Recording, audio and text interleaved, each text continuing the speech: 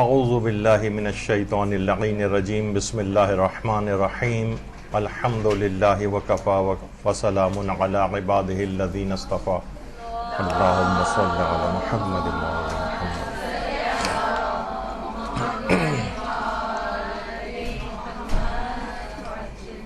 غیبت کے تباہ کن گناہ سے خود کو بچانے کے طریقوں کا 7واں اور آخری درس۔ بہرحال آج آپ لوگوں کی دعائیں قبول ہو گئی اور آج اختتام تک پہنچے گا یہ مسئلہ۔ اور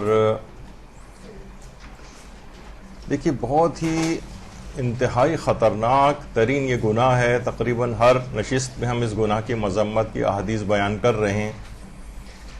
تو انسان کو چاہیے کہ اپنے آپ کو روک کے رکھے اور پیغمبر اکرم صلی اللہ علیہ وآلہ وسلم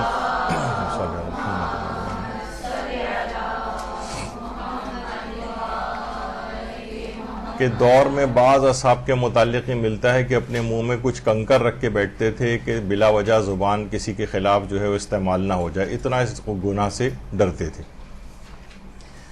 اور پیغمبر اکرم صلی اللہ علیہ وآلہ وسلم یہ بھی فرماتے ہیں، اللہم صلی علی محمد وعلی محمد، کہ مومنین کے جو حقوق ہیں ایک دوسرے پر، اس میں مثلا وہ فرماتے ہیں کہ مومن کو گالی دینا فسق ہے، مومن سے جنگ کرنا کفر ہے، مومن کا گوشت کھانا یعنی غیبت کرنا اللہ کی نافرمانی ہے، مومن کے مال کی حرمت اس کے خون کی حرمت کی طرح سے ہے، اس کسی کا مال نہیں کھا سکتے، یعنی مومن کے جو حقوق ہیں وہ واقعتاً بہت زیادہ ہیں۔ اچھا اب دیکھیے ایک جو قتل کے متعلق قرآن کی ایک آیت ہے کہ وَمَن يَقْتُلْ مُؤْمِنًا مُتَعَمِّدًا فَجَزَاؤُهُ جَهَنَّمُ، کہ جو بھی کسی مومن کو جان بوجھ کر قتل کرتا ہے تو اس کی سزا جہنم ہے۔ متعمدن، جان بوجھ کر، کیونکہ عام طور پر ہو سکتا ہے کہ ایکسیڈنٹل طریقے سے اس کی موت واقع ہو جائے تو پھر وہ جہنم میں نہیں جائے گا، پھر اس کے دیت وغیرہ کا ایک مسئلہ آتا ہے اور جو اس کے سلسلے کے اور احکام ہیں۔ تو کوئی شخص اگر مومن کو قتل کرے تو اس کی سزا جہنم ہے، اور پیغمبر اکرم صلی اللہ علیہ وآلہ وسلم یہ فرماتے ہیں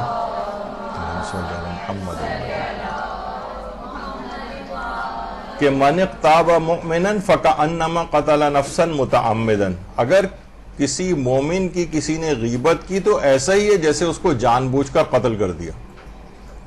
ابھی آپ نے سنا کہ مومن کو قتل کرنے کی سزا ہمیشہ کی جہنم ہے، اور پیغمبر فرماتے ہیں کہ کسی نے اگر کسی کی غیبت کی تو فَكَأَنَّمَا قَتَلَ نَفْسًا مُتَعَمِّدًا، ایسے ہی جیسے اس کو جان بوجھ کر اس نے قتل کر دیا۔ یعنی کس قدر اس کی مذمت ہے کہ قتل کے گناہ سے اس کو شباہت دی گئی۔ اچھا اب یہ جو گناہ ہے جس کے متعلق ہم نے کہا تھا کہ بڑی متعدی بیماری ہے، دوسروں کو بھی لگتی ہے، فیروس الغیبت، فیروس عربی میں وائرس کو کہتے ہیں۔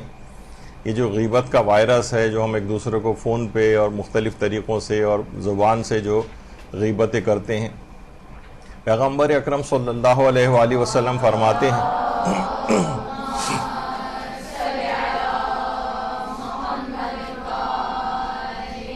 کہ الغیبت اسرع فی دین الرجل المسلم من العاقلۃ فی جوفہ، فرماتے ہیں کہ غیبت اس سے بھی زیادہ تیزی کے ساتھ کسی بھی شخص سے مسلم کے دین کو نقصان پہنچاتی ہے، اسے کھا کے رکھ دیتی ہے، جس طریقے سے کوئی کیڑا کسی شخص کو اندر سے کھا جاتا ہے۔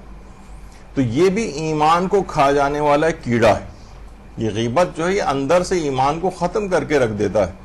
جب بھی اس کو وائرس کہا گیا ہے، یہ غیبت کا جو وائرس ہے، عام وائرسز جسم کو اندر سے کھاتے ہیں، اور جو غیبت کا وائرس ہے یہ ایمان کو کھا کے رکھ دیتا ہے، بلکہ جتنی تیزی کے ساتھ یہ کھاتا ہے اتنا کوئی اور جراثیم یا کیڑا جسم کو نہیں کھا سکتا۔ یعنی دیکھیں نا کتنی شدید حرمت کی احادیث۔ اور حضرت امیر المومنین علی ابن ابی طالب علیہ السلام فرماتے ہیں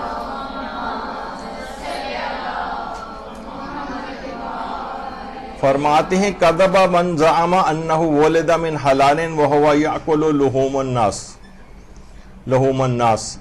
امام فرماتے ہیں کہ جھوٹ بولتا ہے وہ شخص جو یہ گمان کرتا ہے کہ وہ حلال زادہ ہے جبکہ وہ لوگوں کا گوشت کھاتا ہے، یعنی غیبتیں کرتا ہے، یعنی ایک لحاظ سے اس کو ولد حرام کا مشابہ قرار دیا گیا ہے کہ یہ اپنے طور پر گمان کر رہا ہے کہ یہ حلال زادہ ہے، جبکہ ایسا نہیں، یہ تو لوگوں کا گوشت کھاتا ہے، یعنی غیبتیں کرتا ہے۔ کتنی شدید! اب اس سے زیادہ بتائیے اور کیا مذمت والی الفاظ ہو سکتے ہیں۔ اور یہ بھی ہمارے امام موسیٰ کاظم علیہ السلام فرماتے ہیں، اللہم صلی علی محمد و آل محمد، کہ مومنین اپنے والد اور والدہ کی طرف سے ایک دوسرے کے بھائی ہیں، اور پھر فرمایا کہ ملعون ہے وہ شخص جو اپنے بھائی کے اوپر تہمت لگاتا ہے، ملعون ہے وہ شخص جو اپنے بھائی کو دھوکہ دیتا ہے، ملعون ہے وہ شخص جو اپنے بھائی کو نصیحت نہیں کرتا ہے، اور ملعون ہے وہ شخص جو اپنے بھائی کی غیبتیں کرتا ہے۔ ملعون من اغتاب اخاہ، ملعون ہے وہ شخص، لعنت کا مستحق ہے وہ شخص جو اپنے بھائی کی غیبتیں کرے۔ یہ ساتویں امام فرماتے ہیں۔ اچھا اب دیکھیے ایک حدیث ہے، دیکھیں مومنین کے جو آپس میں ایک دوسرے کے حقوق ہیں، جس میں ایک حدیث بڑی مشہور ہے کہ المؤمن مرآۃ المؤمن، مومن مومن کا آئینہ ہے۔ آقا محسن قراتی، جن کو کہا جاتا ہے کہ مثالوں کے تو یہ بادشاہ ہیں، اور ایسے ایسے طریقوں سے مثالیں دیتے ہیں۔ دیکھیے پیغمبر اکرم صلی اللہ علیہ وآلہ وسلم کا بھی ایک طریقہ کار تھا۔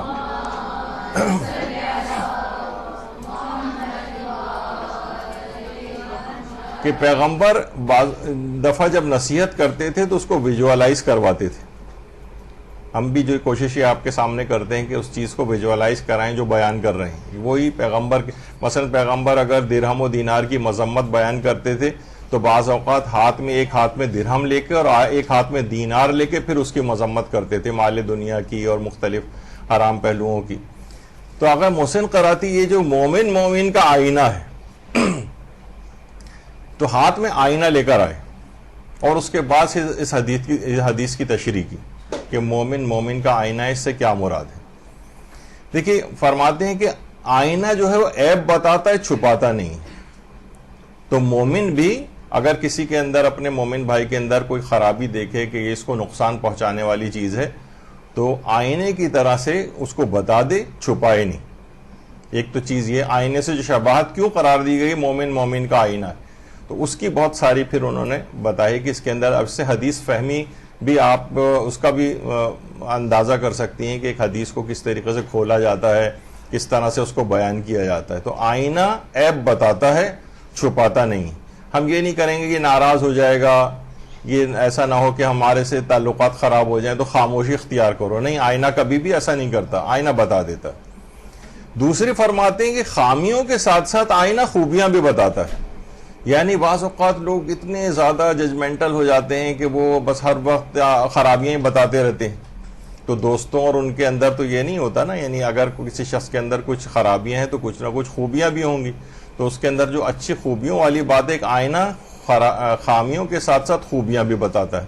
تو ایک مومن بھی ہے، اس کی خوبیاں بھی بتایا، اس کی تعریف بھی کرے، تو پھر وہ جو برائی بیان کرے گا اس کے سامنے کہ بھئی تو آپ کے اندر یہ والی بات ہے، اس کو ٹھیک کر لیں، تو پھر اس کو برا نہیں لگے گا۔ بلکہ ایک طریقہ کار یہ بھی ہے کہ اگر آپ کبھی بھی کسی کے اوپر کوئی اعتراض کریں نا، تو سب سے پہلے اب تو خود یہ کہا جاتا ہے کہ پہلے آپ اس کی کوئی سی اچھائی والی تعریف کریں۔ مثلا کسی بچے کو اگر کسی برائی کی طرف متوجہ کرنا ہے تو اس کی اچھائیاں نکالیں، پہلے اس کی تعریف کریں، پھر کہیں گے دیکھو یہ ایک بات ہے، بس اس کو اور ٹھیک کر لو۔ اب اسے برا نہیں لگے گا، بلکہ کسی کو بھی برا نہیں لگے گا۔ لیکن ایک دم سے آپ نے اس کے اوپر اس طرح سے اگر کیا کہ بھئی ایسا نہ کرو، تم ایسے ہو ایسے ہو ایسے ہو، تو وہ ایک دم سے وہ پھر نیگیٹو تھاٹس اس کے اندر ڈیولپ ہوں گے۔ خامیوں کے ساتھ ساتھ خوبیاں بھی بتاتا ہے آئینہ۔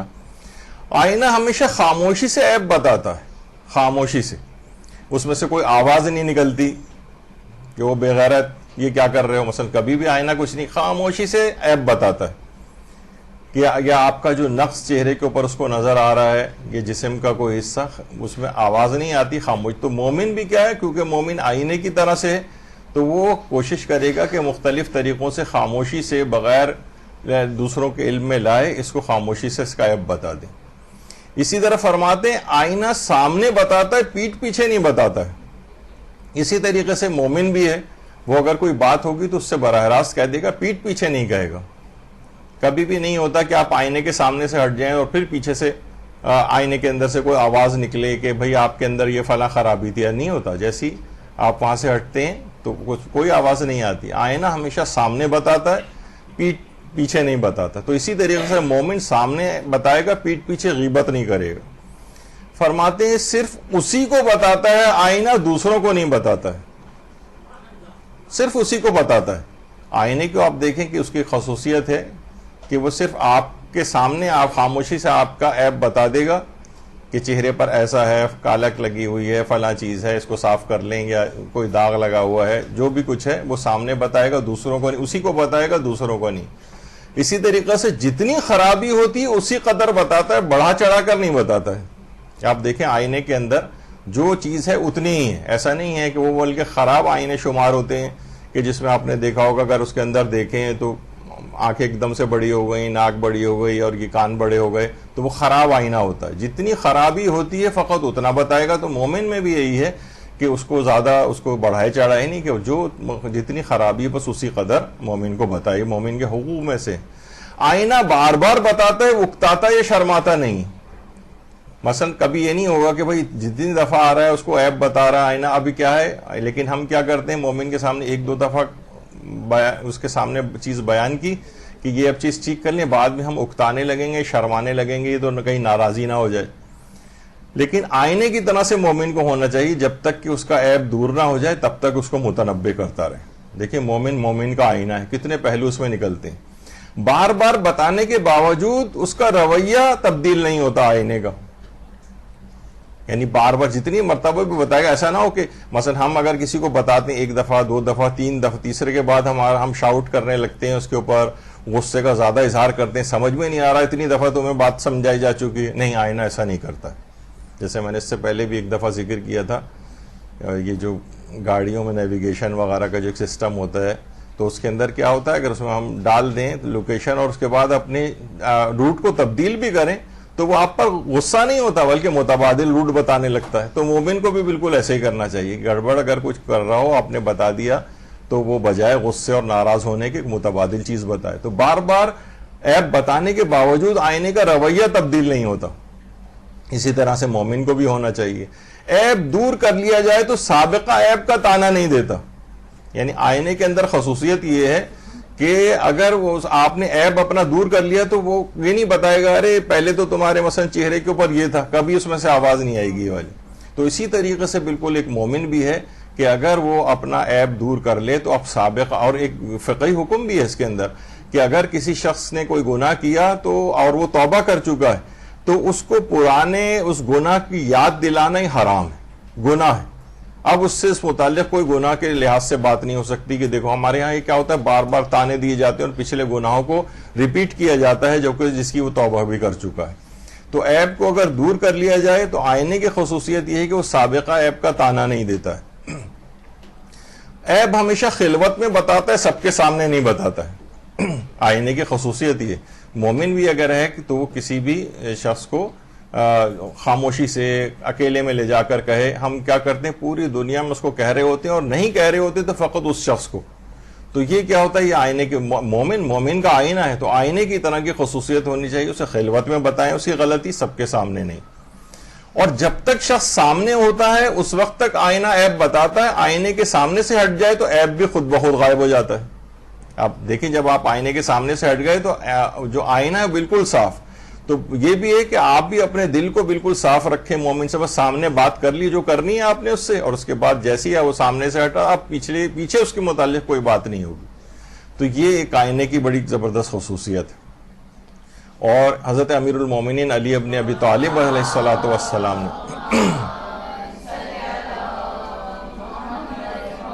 فرمایا تھا کمیل سے, یا کمیل المؤمن مرآۃ المؤمن لأنه يتأمله فيسد فاقته ويجمل حالته. فرمایا اے کمیل, مومن کا آئینہ ہے, جب بھی وہ غور سے مومن کو دیکھتا ہے تو اس کی جو کمیاں ہیں اس کو پورا کرتا ہے اور اس کی حالت کو خوبصورت بناتا ہے. یعنی آپ اگر کبھی آپ کسی مومن میں غلطی دیکھیں, کیونکہ آپ مومن کا آئینہ ہے, تو آئینے میں دیکھنے سے کیا ہوتا ہے, انسان اپنی حالت کو بہتر بنائے. اب مومن کی حالت کو اس میں جو کمی ہے اس کو پورا کرے اور اس کی حالت کو اور خوبصورت بنانے کی کوشش کرے.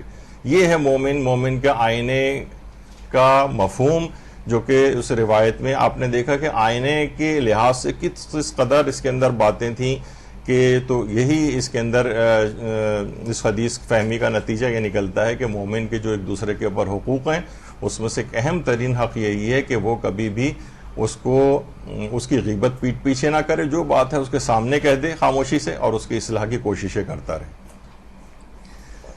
اچھا اب دیکھیے غیبت کی کس قدر مذمت روایات کے اندر آئی ہے. یہ اگر ہم دیکھیں کہ دیکھیے ایک چیز کہی جاتی ہے کہ مستحب نماز و روزہ بڑی عبادت ہے یا ترک غیبت بڑی عبادت ہے. یہ ہمیشہ سے مسلمانوں کے اندر بھی رہا ہے کہ اس گناہ کو سمجھنے کے اعتبار سے دیکھیں نماز واجب یا روزہ واجب وہ تو اپنی جگہ پر واجبات میں سے اس پہ تو آپ کو عمل کرنا ہی ہے, لیکن مستحب نمازیں پڑھے چلے جا رہے ہیں, مستحب روزے رکھے چلے جا رہے ہیں, یہ زیادہ بڑی عبادت ہے یا ترک غیبت بڑی عبادت ہے؟ تو پیغمبر یا ائمہ کے اصحاب مستحب نماز و روزہ سے بڑھ کر جو ہے وہ ترک غیبت کو بڑی عبادت سمجھا کرتے تھے. کہتے تھے یہ مستحب نماز و روزہ اس قدر بڑی چیز نہیں ہے کہ جس قدر یہ ہے کہ انسان جس قدر غیبت کو ترک کرے. پیغمبر اکرم صلی اللہ علیہ وآلہ وسلم فرماتے ہیں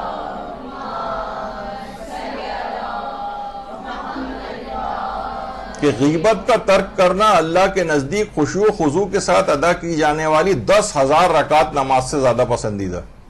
یعنی اگر آپ نے غیبت کو ترک کیا, آپ کی زبان کے اوپر آ رہی تھی بس غیبت, یہ آپ کا بڑا دل چاہ رہا تھا لیکن آپ خوف خدا سے رک گئیں, 10,000 رکعت مستحبی کا ثواب آپ کے نامہ اعمال میں لکھا جائے گا. کس قدر آپ نے دیکھا کہ اس کا مطلب یہ ہے کہ ترک غیبت میں اتنی جو ہے وہ اتنا ثواب ہے جو خود مستحب نماز و روزہ کے لحاظ سے کس قدر بڑھ جاتا ہے, یعنی اس گناہ سے بچنے کا. پھر پیغمبر کے اصحاب یا ائمہ کے اصحاب نماز و روزہ کے ترک کے مقابلے میں ارتکاب غیبت کی شدت کو زیادہ محسوس کرتے تھے. دیکھیے نماز و روزہ اگر کوئی شخص نہ کرے, مثلا چلیں واجب نمازی کو ہم لے لیں, واجب روزے کو لے لیں, تو اس میں فقط ایک گناہ ہے, یعنی ایک اللہ کا حق ہے جو آپ نے ادا نہیں کیا. جبکہ ارتکاب غیبت کی شدت زیادہ کیوں ہے کہ اس میں اللہ کی بھی نافرمانی ہے کہ اللہ نے حکم دیا, اور حقوق الناس کی بھی خلاف ورزی, یعنی اللہ کے حق کی بھی خلاف ورزی ہے اور حقوق الناس کی خلاف ورزی بھی ہے. تو اس کے اندر دو حقوق پائمال ہوتے ہیں, اللہ کے بھی اور لوگوں کے بھی. اس لحاظ سے نماز و روزے کے ترک کے مقابلے میں ارتکاب غیبت کی شدت زیادہ ہے. ایک میں صرف ایک حق پائمال ہو رہا ہے اللہ کا, اور حقوق الناس کے اعتبار سے ایک اضافی حق غیبت کے اندر پائمال ہو رہا ہے, یعنی دو حقوق کی پائمالی. اچھا, غیبت میں دوسروں کو کئی گناہوں میں مبتلا کرنے کی خرابی ہے, جبکہ نماز و روزہ میں ایسے نہیں. مثلا اگر کوئی شخص نماز واجب نہیں پڑھتا ہے, روزہ واجب نہیں رکھتا ہے, تو صرف اس کی اپنی ذات کی حد تک معاملہ ہے, کسی دوسرے کو تو کوئی گناہ اس سے نہیں ملتا, بس جو نہیں کر رہا ہے وہی گناہ گار ہے. لیکن غیبت کرنے والا کئی اشخاص کو کئی گناہوں کے اندر مبتلا کرتا ہے. سب سے پہلا تو وہ یہی اس گناہ میں مبتلا کرتا ہے کہ وہ ان کو اپنے گناہ میں شریک کر لیتا ہے. اس سے پہلے آپ سن چکی ہیں السامع و شریک المقتاب, المستمع و شریک المقتاب, کہ غیبت کا سننے والا بھی غیبت کرنے والے کے ساتھ شریک ہو جاتا ہے, ایک اس گناہ کے اندر مبتلا کر دیتا ہے. تو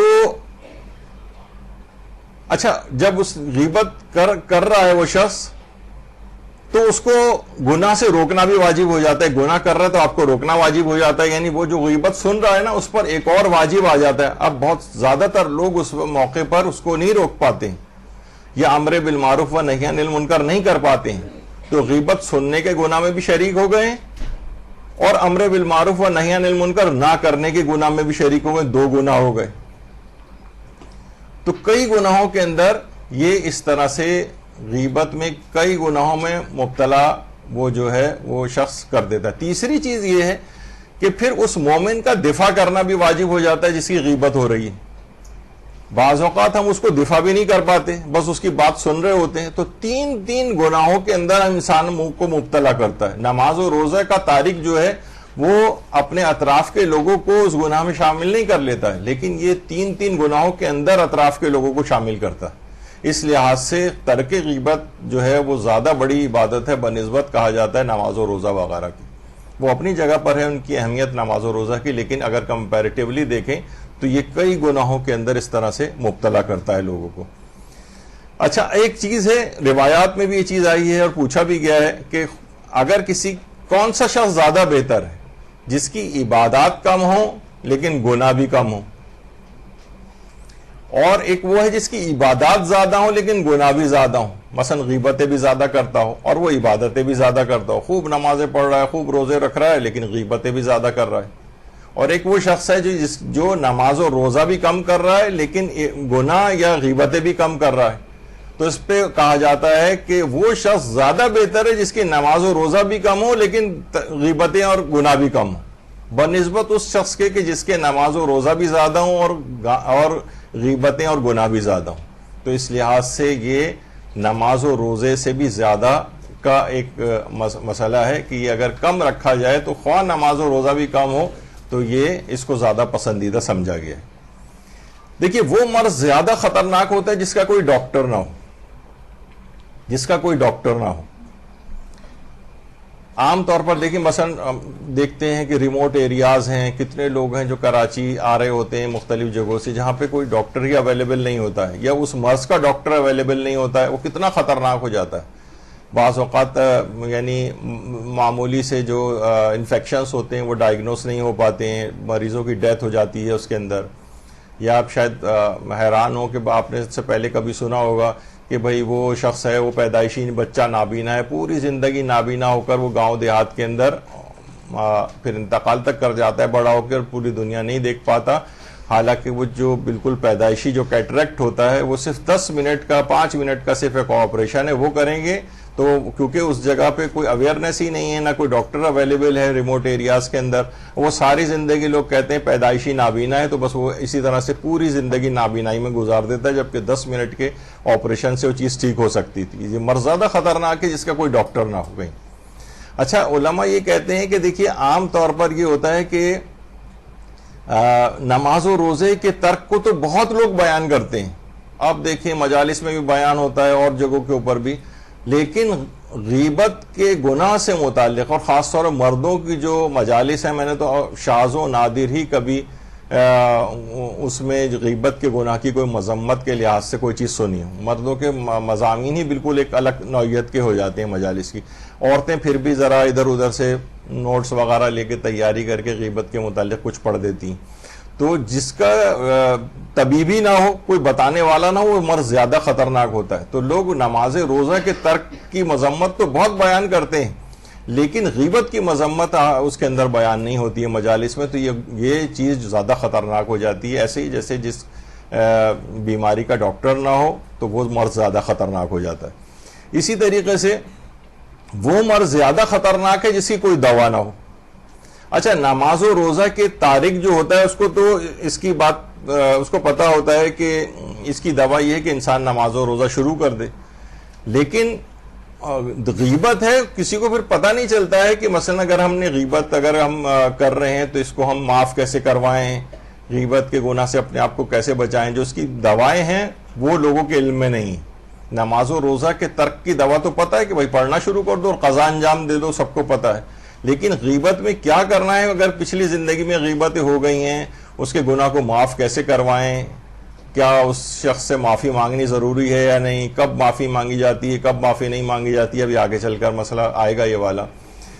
تو یہ اس لحاظ سے زیادہ خطرناک ہو گیا ہے یہ والا مسئلہ کہ اس کی دوا کسی کو پتہ نہیں. دیکھیے بہت سارے ہمارے امراض ایسے ہیں جس کی کوئی دوا ہی نہیں. بہت سے اینڈ آرگن ڈیزیز ہے، یا مثلا کینسر کی جو 4th سٹیجز وغیرہ ہیں، بہت مشکل سے اس میں کوئی کبھی کیور ہوتا ہے، بہت ہی لویسٹ ریٹ ہے. ملٹیپل اسکلوروسس ہے اور اس طرح کی بہت ساری بیماریاں ہیں، ریومیٹائڈ آرتھرائٹس اور اس طرح کی چیزیں کہ جس کا کوئی بس تھوڑا بہت وقتی طور پر کم کر دینے والی دوائیں ہیں، لیکن کیور کوئی نہیں. وہ مرض زیادہ خطرناک ہو جاتے ہیں جس کی کوئی دوا نہ ہو. تو بہرحال اسی کے اندر جو ہے اسی لحاظ سے جو غیبت کا گناہ ہے اس کی بھی دوا لوگوں کو پتہ نہیں ہے کہ ہمیں کیا اس لحاظ سے کرنا چاہیے. اچھا، غیبت کی عبادات کے مقابلے میں طاقت اس قدر زیادہ ہے کہ نماز و روزے میں اتنی صلاحیت نہیں ہے ہمارے کہ وہ غیبت کے گناہ کو معاف کروائے، لیکن غیبت میں یہ اتنی طاقت اور صلاحیت ہے کہ آپ کے نماز و روزے کے ثواب کو ضائع کروا دے. دیکھیے بڑی اہم بات ہے، یعنی غیبت کے مقابلے میں دیگر عبادات کی طاقت کم ہوتی ہے. یعنی اگر آپ نماز و روزہ کر رہے ہیں تو یہ آپ کی غیبت کے گناہ کو کم نہیں کروا سکتی، لیکن غیبت اگر آپ نے کی تو اس میں اتنی طاقت ہے کہ آپ کے کیے گئے نماز و روزے کو ضائع کروا سکتی ہے. ابھی آگے چل کے بھی ذکر آئے گا، پہلے بھی آیا تھا اس کا کہ آپ کے جو ہے نا ثواب ختم ہو جاتے ہیں، آپ کے نام یعنی آپ کے نام اعمال میں سے کاٹ دیے جاتے ہیں ثواب والے چیزیں، اور گناہ بھی آپ کے دوسرے کے آ جاتے ہیں آپ کے اس کے اندر. تو غیبت کی دیگر عبادات کے مقابلے میں طاقت بہت زیادہ ہے. اور پیغمبر اکرم صلی اللہ علیہ وآلہ وسلم فرماتے ہیں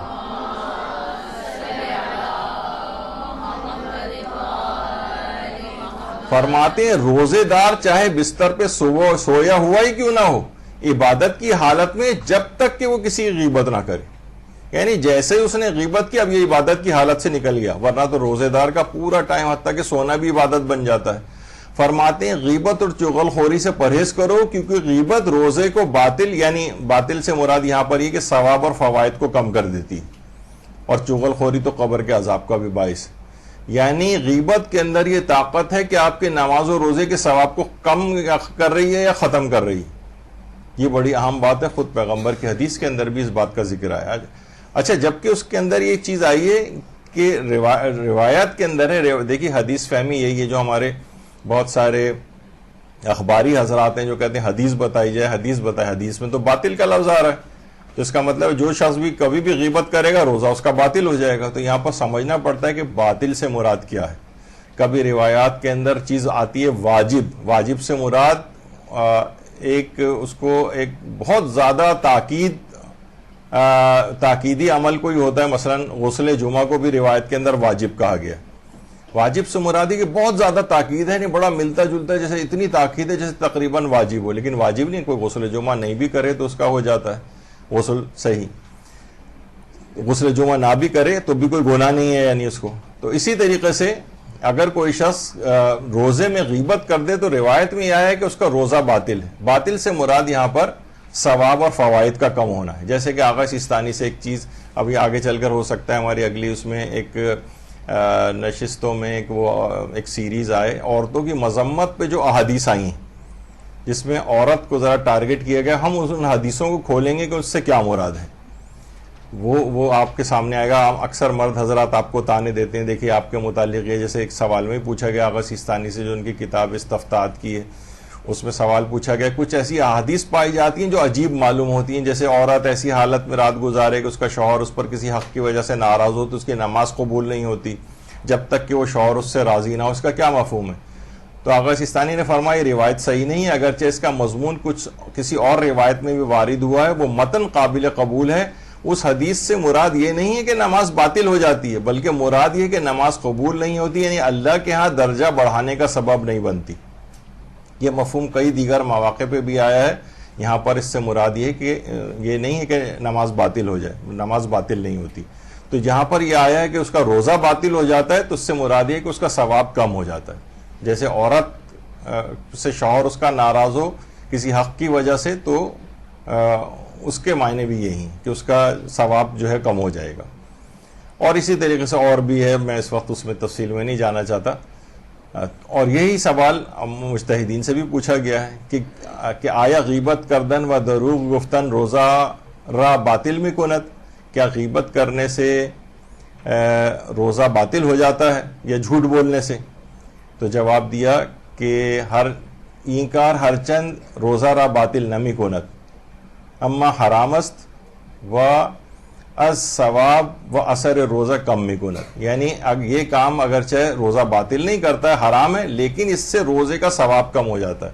تو یہ بات یاد رکھ لیجئے، کہیں پر بھی اس طرح سے آئے اور بہت سے اخباری حضرات یہ چیزیں لے کر آپ کے سامنے آتے ہیں، دیکھیے مجتہدین کا جو ہے یہ ائمہ کی اس سے ہٹا رہے ہیں لوگوں کو، دیکھیے امام نے تو کہا ہے کہ روزہ باطل ہو جاتا ہے، جبکہ لوگ کہتے ہیں کہ روزہ کا صرف ثواب کم ہوتا ہے، دیکھیے امام نے کہا غسل جمعہ واجب ہے، یہ لوگ تو یہ ان کی یعنی سوء فہم ہے، انہوں نے دیگر روایات کو دیکھا نہیں کہ یہ مبتلات روزہ کے اندر شمار نہیں ہوتا ہے غیبت کرنا، اس کے معنی ہے کہ اس سے ثواب کم ہوتا ہے۔ خیر یہ بیچ میں ایک ایسی بات آ گئی تو میں نے اس کو ذکر کر دیا۔ اچھا، غیبت کے گناہ کی دیگر گناہوں کے مقابلے میں کراہیت، یعنی نماز و روزے کا اگر کوئی شخص تارک ہے تو اس سے یعنی وہ ٹھیک ہے اس نے بہت بڑا گناہ کیا ہے، لیکن ایسا نہیں کہ اس گناہ کی بہت کراہیت روایات میں بیان ہوئی ہو، لیکن غیبت کے گناہ کی کراہیت اس قدر زیادہ ہے کہ اسے مردہ بھائی کا گوشت کھانے کے برابر قرار دیا گیا۔ دیکھیں ہم اسی تناظر میں بھی گفتگو کر رہے ہیں کہ نماز و روزے کا جب مقابلہ کیا جاتا ہے ترک غیبت سے، تو ترک غیبت کی اہمیت جو ہے وہ زیادہ ہے بنسبت ان معنوں میں۔ تو غیبت کے گناہ کی دیگر گناہوں کے مقابلے میں کراہیت بہت زیادہ ہے، اور گناہ بھی ہیں لیکن ان میں اس طرح سے ذکر نہیں کیا گیا کہ ان کو بہت ہی مکروہ قرار دیا ہے، یعنی عمل بہت ایسا ہے، یہ مردہ بھائی کا گوشت انسان کبھی سوچے، تصور کرے، اپنے کسی رشتہ دار کو سوچے کہ اس کی ڈیڈ باڈی سامنے پڑی اور اس کا چھری سے کاٹ کے اس کا ہم گوشت کھا رہے ہیں، کس قدر کراہیت والا جو عمل ہے جس کے متعلق قرآن کی آیات بھی آئی۔ جب بھی روایت میں یہ چیز بھی آئی کہ 3 محفلوں پر رحمت خدا نازل ہی نہیں ہوتی، 3 محفلیں ایسی ہیں، ان میں ایک تو ہے ذکر دنیا کی محفل، ذکر دنیا کی محفل۔ دیکھیے عام طور پر ہم جب گفتگو کر رہے ہوتے ہیں اس میں بالکل عام باتیں ہو رہی ہوتی ہیں، مرد حضرات ہیں وہ عجیب باتیں، خواتین جو ہیں وہ صرف وہی دنیا داری والی باتیں، روایتوں میں بھی یہ بات آئی کہ انسان جس سے زیادہ محبت کرتا ہے اسی کا ذکر زبان کے اوپر زیادہ آتا ہے۔ تو ہمیں اچھا اب ذکر دنیا جو حب دنیا، ہمارا یہاں پر مدرسے سے چھپی ہوئی کتاب بھی ہمارے سے حب دنیا، اس کی علامات اور علاج کیا ہے، تو لوگ سوچتے ہیں کہ لوگ کہتے ہیں بھائی اگر آپ لوگ کیا چاہتے ہیں ہم دنیا میں بالکل، تو ہم دنیا میں ترقی کیسے کریں گے، تو اس کے اندر سب باتیں بتائی گئی کہ اصل حب دنیا سے مراد کیا ہے، مراد کیا ہے اس سے، تو اس میں اس مرض کی علامتیں بھی بتائی گئیں، علاج بھی بتایا گیا، اور یہاں مدرسے سے مل بھی جائے گی آپ کو یہ کتاب۔ تو بہرحال ذکر دنیا کی جہاں محفلیں ہوتی ہیں اس پر رحمت خدا نازل نہیں ہوتی، یعنی اس میں نہ اللہ کا کوئی ذکر ہے، نہ دین کا کوئی ذکر ہے، نہ اپنی اچھائی کوئی انسان کو وہ کر سکتا ہے، بڑھا سکتا ہے، نہ گناہوں سے، بلکہ اس کے اندر گناہ بھی شامل ہو جاتے ہیں اس محفل میں۔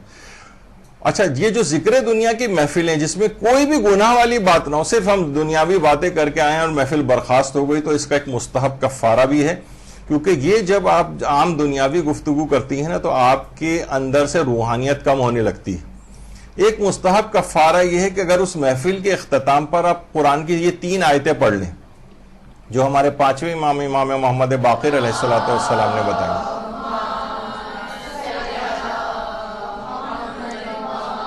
فرماتے ہیں کہ جو چاہتا ہے کہ نیکی کا پورا پیمانہ بھرے، اس کو چاہیے کہ جب کسی مجلس سے اٹھنے کا ارادہ کرے تو کہے سورہ صافات کی جو 3 آیات ہیں، سبحان ربک رب العزت عما یصفون وسلام علی المرسلین والحمد للہ رب العالمین۔ تو جس قدر بھی آپ کی روحانیت میں کمی واقع ہوئی ہوگی وہ پیمانہ بھر جائے گا اور آپ کی سابقہ روحانیت لوٹ آئے گی۔ یعنی بہت ساری چیزیں ہیں، ہم ذرا اللہ کو دماغ سے ہمارا نکل جاتا ہے، بہت سی روحانیت میں کمی واقع ہوتی ہے، فضول باتیں اس کے اندر ہوتی ہیں، اور خدا نخواستہ کوئی اگر گناہ کی چیز ہو تو اس کے اثرات بھی ان چیزوں کو پڑھنے سے، ان 3 آیات کو پڑھنے سے کم ہو جاتے ہیں۔ تو جب بھی کبھی کسی نشست سے آپ اٹھ کر جائیں، ان 3 آیات کو پڑھ لیں تو انشاءاللہ آپ کی جو کمی ہے وہ پوری ہو جائے گی۔ تو روایت میں چیز آئی ہے کہ جو شخص، امام فرماتے ہیں جو شخص قیامت کے دن پورا حساب حاصل کرنا چاہے، اسے چاہیے، اس پر لازم ہے جب کسی جلسے سے اٹھے تو یہ 3 آیتیں پڑھ لے جو بھی آپ کے سامنے پڑھی گئی ہیں۔ اور ایک حدیث میں یہ بھی آیا کہ ان آیتوں کا کسی جلسے کے آخر میں پڑھ لینا اس جلسے کے گناہوں کا کفارہ بن جاتا ہے۔ یعنی جو گناہ ہم سے غیبت بھی ہو جاتی ہیں، ہمیں پہ کسی بھی الزام لگ گیا، کسی کا مذاق اڑا دیا، جھوٹ منہ زبان پر آ گیا بے اختیار، اب کیا کریں کہ اس سے کیا ہوگا کہ چند دفعہ تو یہ ہوگا، بعد میں آپ متوجہ رہیں گی ان آیات کی وجہ سے۔ ہر دفعہ جب بھی کسی محفل اور نشست سے اٹھیں آپ یہ 3 آیتیں سبحان ربک رب العزت عما یصفون وسلام علی المرسلین والحمد للہ رب العالمین. یہ پڑھیں تو انشاءاللہ روحانیت کی کمی بھی آپ کی دور ہو جائے گی اور گناہوں کے اثرات بد سے بھی چھٹکارا ملے گا. اچھا پھر دیکھیے چھٹے امام یہ جملے ارشاد فرماتے ہیں ہمارے کہ پیغمبر اکرم صلی اللہ علیہ وآلہ وسلم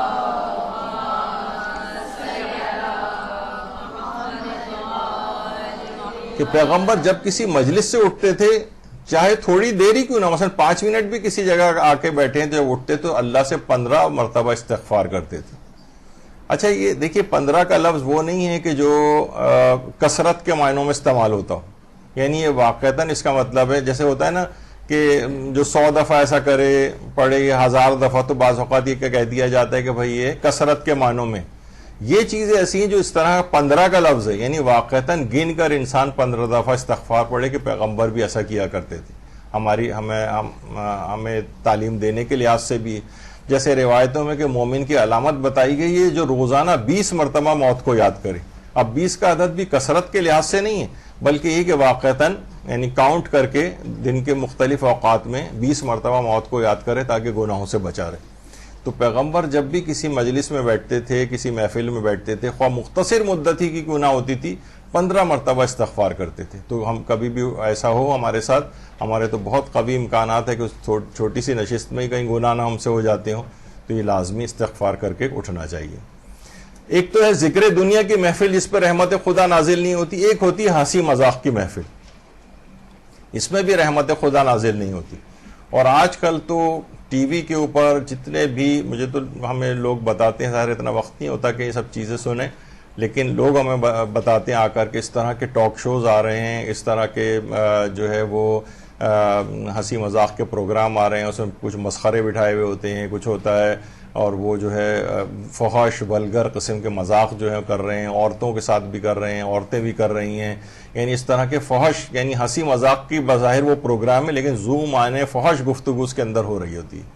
تو یہ ہنسی مذاق کی جو اس طرح کی محفلیں اس میں بلکہ فحش اگر ہو رہی ہے تو حرام محفل ہے وہ، اس پہ تو ویسے ہی اللہ کی رحمت نہیں ہے. لیکن جو صرف ہنسی مذاق ایک چلیں ایک عام جوکس اور اس طرح کی چیزیں، اس پہ بھی اللہ کی رحمت ہٹ جاتی ہے اس جگہ سے. یہ پسندیدہ شمار نہیں کیا گیا کیونکہ یہ بہت حرام سے بہت قریب ہوتا ہے اور لازمی اس کے اندر حرام کے اندر یہ چیزیں اور یہ محفلیں چلی جاتی ہیں. اور تیسری محفل ہے غیبت کی محفل جس پر یعنی اس قدر یہ منحوس محفل بن جاتی ہے کہ اللہ کی رحمت وہاں سے اٹھ جاتی ہے. تو سوچیں کہ ہماری کس قدر محفلیں گھروں کے اندر، بیٹھکیں جو ہیں ہماری مردوں کی عورتوں کی کہیں نہ کہیں سے جب بھی ہوتا ہے، اور خاندانی ممکن ہی نہیں ہے کہ کسی جگہ بیٹھیں اور خاندان کے کسی اور فرد کا نیگیٹو طریقے سے ذکر نہ ہو. تو تیسری یہ محفل ہے جس پر رحمت خدا نازل نہیں ہوتی. اچھا اب آ جائیے جو اہم جو فقہی مسئلے کے لحاظ سے بھی ہے کہ اگر کسی مومن کی غیبت کر دی ہو تو پھر کیا کیا جائے اگر مومن کی غیبت ہو گئی ہو. اچھا کیا اس سے معافی مانگنا ضروری ہے ہمارا جا کر معافی مانگنا؟ اب اس میں فقہا میں ایک اختلاف ہے. آیت اللہ سیستانی اور آیت اللہ خوئی فرماتے ہیں آیت اللہ سیستانی تو کہ سوال بھی پوچھا گیا اگر کسی شخص کی غیبت ہم نے کر دی ہو تو کیا شخصی طور پر اس سے معافی مانگنا ہمارا ضروری ہے یا صرف اس گناہ کی توبہ کر لیں تو کافی؟ تو آقا سیستانی نے فرمایا یکفی الاستغفار والتوبہ، کافی ہے کہ استغفار کر لیا جائے اور توبہ کی جائے. اچھا آپ نے دیکھا کہ اس کے اندر دو چیزیں آ رہی ہیں، استغفار کیا جائے اور توبہ بھی کی جائے. ہمارے ہاں عام طور پر استغفار کو توبہ سمجھا جاتا ہے، توبہ کو استغفار سمجھا جاتا ہے، تھوڑا سا ایک فرق ہے. استغفار کہتے ہیں کہ جو پچھلا جو گناہ ہے ہمارا ہم صرف اس پر ندامت کا اظہار کریں، اس کی بخشش چاہیں کہ پروردگار ہم سے فلاں گناہ ہو گیا تھا، ہم سے یہ غیبتیں ہو گئی تھی، تو معاف کر دے. توبہ یہ ہے کہ اس سابقہ گناہوں کی بخشش کے ساتھ ساتھ آئندہ اس گناہ کو نہ کرنے کا عزم بھی کریں، یہ توبہ ہے. یعنی استغفار کے اندر فقط پچھلے گناہوں کی بخشش کی بات ہوتی ہے، توبہ کے اندر اس پچھلے گناہ کی بخشش کے ساتھ ساتھ آئندہ اس گناہ کو خود نہ کرنے کا عزم بالجزم بھی ہوتا ہے. یعنی اس کو اس طرح سے کہا جاتا ہے کہ زمانہ ماضی کے لحاظ سے اس فعل پر ندامت ہو، زمانہ حال میں بھی اس فعل کو ترک کیا جائے، اور زمانہ مستقبل کے لحاظ سے اس فعل بد کے نہ کرنے کا عزم بالجزم ہو۔ یعنی مشکل ہو گئی بات، یعنی سابقہ جو ہم نے گناہ کیے اس پہ ندامت ہے، ابھی حال میں بھی اس کو ہم ترک کریں اس گناہ کو، اور آئندہ بالکل مصمم ارادہ ہو، کمزور نہ مصمم ارادہ ہو کہ میں اس گناہ کو آئندہ نہیں کروں گی، اس کو کہا جاتا ہے توبہ۔ تو آقا سیستانی فرماتے ہیں کہ اس شخص سے معافی مانگنا تو ضروری نہیں جا کر، ہاں یعنی صرف استغفار کیا جائے اور توبہ کر لی جائے۔ دیکھیے توبہ یوں بھی ضروری ہے کہ کہا جاتا ہے قبرستان ایسے نوجوانوں سے بھرے پڑے ہیں جو بڑھاپے میں توبہ کرنے کے خواہش مند تھے۔ آئے دن یہاں پر تم لوگ خاص طور پر دیکھتے ہیں انچولی کے اندر جوانوں کی لاشوں کی کثرت کے ساتھ انتقال اور ان کی ڈیڈ باڈیز یہاں پر آئی ہوئی ہوتی ہیں۔ یعنی انسان یہ سوچے کہ میں بوڑھا ہو کر جب بوڑھے ہو جائیں گے تو پھر اس کے بعد توبہ کر لیں گے، نہیں، قبرستان ایسے جوانوں سے بھرے پڑے ہیں۔ پتہ نہیں، میں نے شاید آیت اللہ دست غیب شیرازی کتاب میں پڑھا تھا کہ اگر کبھی کوئی شخص جائے اور وہاں جا کر کیلکولیشن کرے اور کوئی ڈیٹا نکال کر دیکھے قبرستانوں کا، تو وہ دیکھے گا کہ اس میں بوڑھوں کی تعداد کم ہے، بچے اور جوانوں کی تعداد زیادہ ہوتی۔ تو انسان اس بات کا انتظار نہ کرے کہ ٹھیک ہے میں بعد میں توبہ کر لوں گا، ابھی تو جوانی کا دور ہے، اس میں مجھ سے گناہ ہو ہی جاتے ہیں۔ نہیں، قبرستان بھرے پڑے ہیں ایسے جوانوں سے جو بڑھاپے میں توبہ کرنے کے خواہش مند تھے۔ تو ابھی استغفار بھی کرے اور توبہ بھی کرے۔ اور آیت اللہ خامنہ یہ فرماتے ہیں، جب ان سے سوال پوچھا گیا اگر کسی شخص کی غیبت کر دی ہو تو کیا ہم یہ کر سکتے ہیں کہ اس کو ثواب اعمال مستحبی یا ثواب اعمال واجبہ یہ اس کو ہم ہدیہ کر دیں تو کیا یہ اس گناہ کا جبران تلافی کر دے گا؟ یہ آیت اللہ خامنہ سے پوچھا گیا کہ ہم نے کسی کی غیبت کر دی ہے، اب ہم چاہ رہے ہیں کہ اس کو کچھ نیک اعمال کا ثواب ہدیہ کریں، چاہے مستحبی اعمال کا ثواب ہو، واجب اعمال کا ثواب ہو، جیسے کہ ہم اس سے پہلے بھی بیان کر چکے ہیں، آپ کے علم میں ہے کہ واجبات کا ثواب بھی ہدیہ کیا جا سکتا ہے۔ مثلا آپ نے نمازیں پڑھی، آپ نے کہا اس کا ثواب میرے والد کو پہنچے، چاہے زندہ ہوں یا مردہ ہوں، انتقال کر گئے، دونوں کو ثواب ہدیہ کیا جا سکتا ہے۔ روزہ واجب رکھا، خمس ادا کیا، حج کر کے آئے، اس کا ثواب ہدیہ کر سکتے ہیں، زندہ کو بھی مردہ کو بھی۔ تو فرماتے ہیں کیا یہ کافی ہو جائے گا؟ تو انہوں نے جواب دیا اہدائے ثواب اعمال کافی نیست، یہ کافی نہیں ہے کہ آپ سے ثواب ہدیہ کریں، بلکہ اگر زندہ است، اگر وہ شخص زندہ ہے جس کی آپ نے غیبت کی ہے، وہ طلب حلالیت ازو ممکن ہست، اگر آپ اس سے معافی مانگنا ممکن ہے، وہ مفسدہ نہ دارد، ایسا نہ ہو کہ معافی مانگنے جائے تو جھگڑا ہنگامہ ہو جائے، آپ کہیں گے بھائی میں معافی مانگنے آیا ہوں، میں نے تمہاری غیبت کر دی تھی، وہ اور غصے اور ناراض ہونے لگے، یہ کیا تم نے میری غیبت کی ہے، اور آپ پتہ چلا آپ سے ہی جھگڑا ہونے لگا اس کا۔ تو فرماتے ہیں کہ اگر یہ ممکن ہے اور اس میں کوئی مفسدہ نہیں ہے تو باید ضروری ہے ازو حلالیت بطلبید، لازم ہے کہ اس سے آپ معافی مانگے جا کر۔ وہ اگر در قید حیات نیست، اگر وہ شخص زندہ اب نہیں ہے، یا طلب حلالیت ازو امکان نہ دارت، مثلا کہیں دور چلا گیا ہے، اب اس کے کوئی ہمیں پتہ ہی نہیں ہے کہ کہاں چلا گیا ہے، تو اس صورت میں کہ اب اس سے معافی مانگنا ممکن نہ ہو تو برائش استغفار کو نیت، پھر یہ کہ اس کے لیے استغفار کیا جائے۔ یعنی آقا سیستانی کے نزدیک اس شخص سے معافی مانگنا واجب نہیں ہے جا کر جس کی ہم نے غیبت کی ہے، صرف استغفار کر لینا کافی ہے اور توبہ کر لینا، آئندہ بھی میں نہیں کروں گا۔ آقا خامنہ یہ فرماتے ہیں کہ ثواب اعمال کو ہدیہ کرنا بھی کافی نہیں ہے، اگر وہ شخص زندہ ہے تو اس سے معافی مانگنا ممکن ہو تو معافی مانگیے، اور معافی مانگنے سے اگر کوئی مفسدہ واقع ہوتا ہو تو چلیں پھر معافی ساقط ہو جائے گی، لیکن اگر کوئی نقصان نہیں ہے آپ اس سے جا کے معافی مانگیں، وہ بھی خوش اسلوبی سے معاف کر دے گا، تو ضروری ہے کہ معافی مانگیں۔ اور اگر وہ شخص انتقال کر گیا ہے یا کہیں چلا گیا ہے یا اس سے معافی مانگنا اب کسی وجہ سے ممکن نہیں ہے تو پھر اس کے لیے استغفار کیا جائے۔ یہ تقلیدوں کے اعتبار سے ایک فرق آ جائے گا کہ آپ نے اگر کسی کی غیبتیں کی ہیں تو اب آپ نے دیکھا کہ ان کے مقلدین کے لیے، رہبر معظم کے مقلدین کے لیے تھوڑا سا ذرا نسبتاً سخت مسئلہ ہے، کیونکہ پیغمبر اکرم صلی اللہ علیہ وآلہ وسلم سے کسی نے پوچھا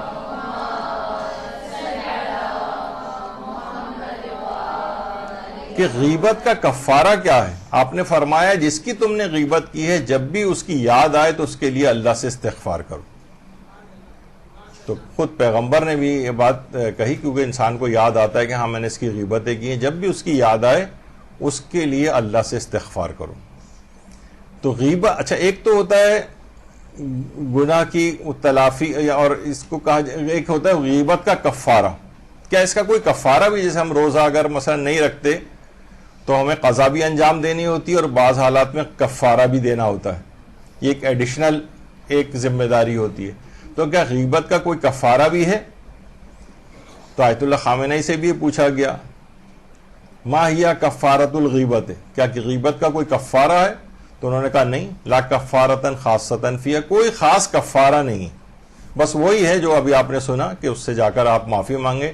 لیکن الگ سے کفارے کے طور پر اس طریقے سے روزے کا کفارہ بھی ہوتا ہے قضا کے علاوہ، توبہ کرنے کے علاوہ، اس صورت میں بھی اس کا کوئی کفارہ نہیں ہے، صرف فقط یا تو معافی مانگیے یا پھر معافی ممکن نہیں ہو تو پھر استغفار کریں. آیت اللہ سیستانی سے ایک استفتاء ہوا کہ اگر میں نے کسی کی غیبت کی ہو اور معافی مانگنے کے لیے وہ دسترس میں نہ ہو تو اب میرا وظیفہ کیا ہے؟ تو وہ انہوں نے جواب دیا توبہ کر لینا کافی، یعنی وہ استغفار و توبہ جو اس سے پہلے ذکر ہوا.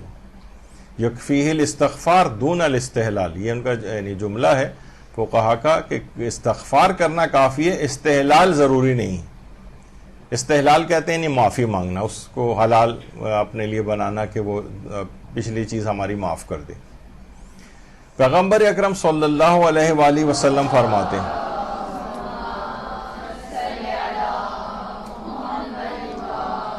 پیغمبر فرماتے ہیں غیبت کا کفارہ یہ ہے کہ جس کی تم نے غیبت کی ہے اس کے لیے استغفار کرو.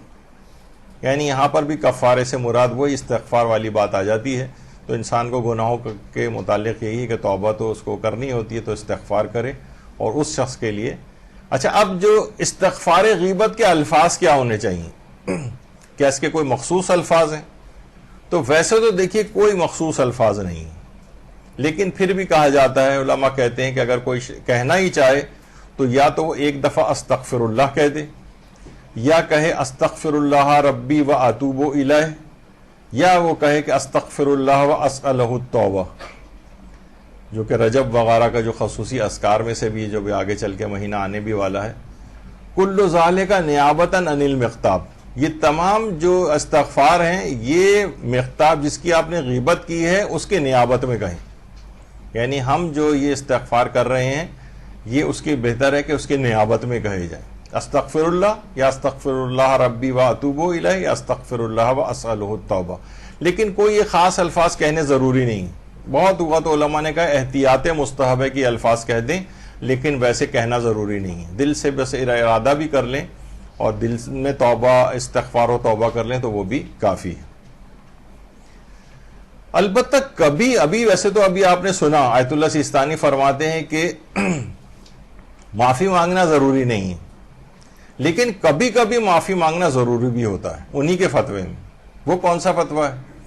آغا سیستانی فرماتے ہیں توضیح المسائل جامع کا جو مسئلہ نمبر 2271 ہے، فرماتے ہیں اگر انسان کسی شیعہ اثنا عشری کی غیبت کرے تو لازم ہے کہ توبہ کرے، اور احتیاط مستحب یہ ہے کہ چنانچہ اس سے معافی طلب کرنا مفسدہ یعنی خرابی نہ رکھتا ہو تو معافی طلب کرے.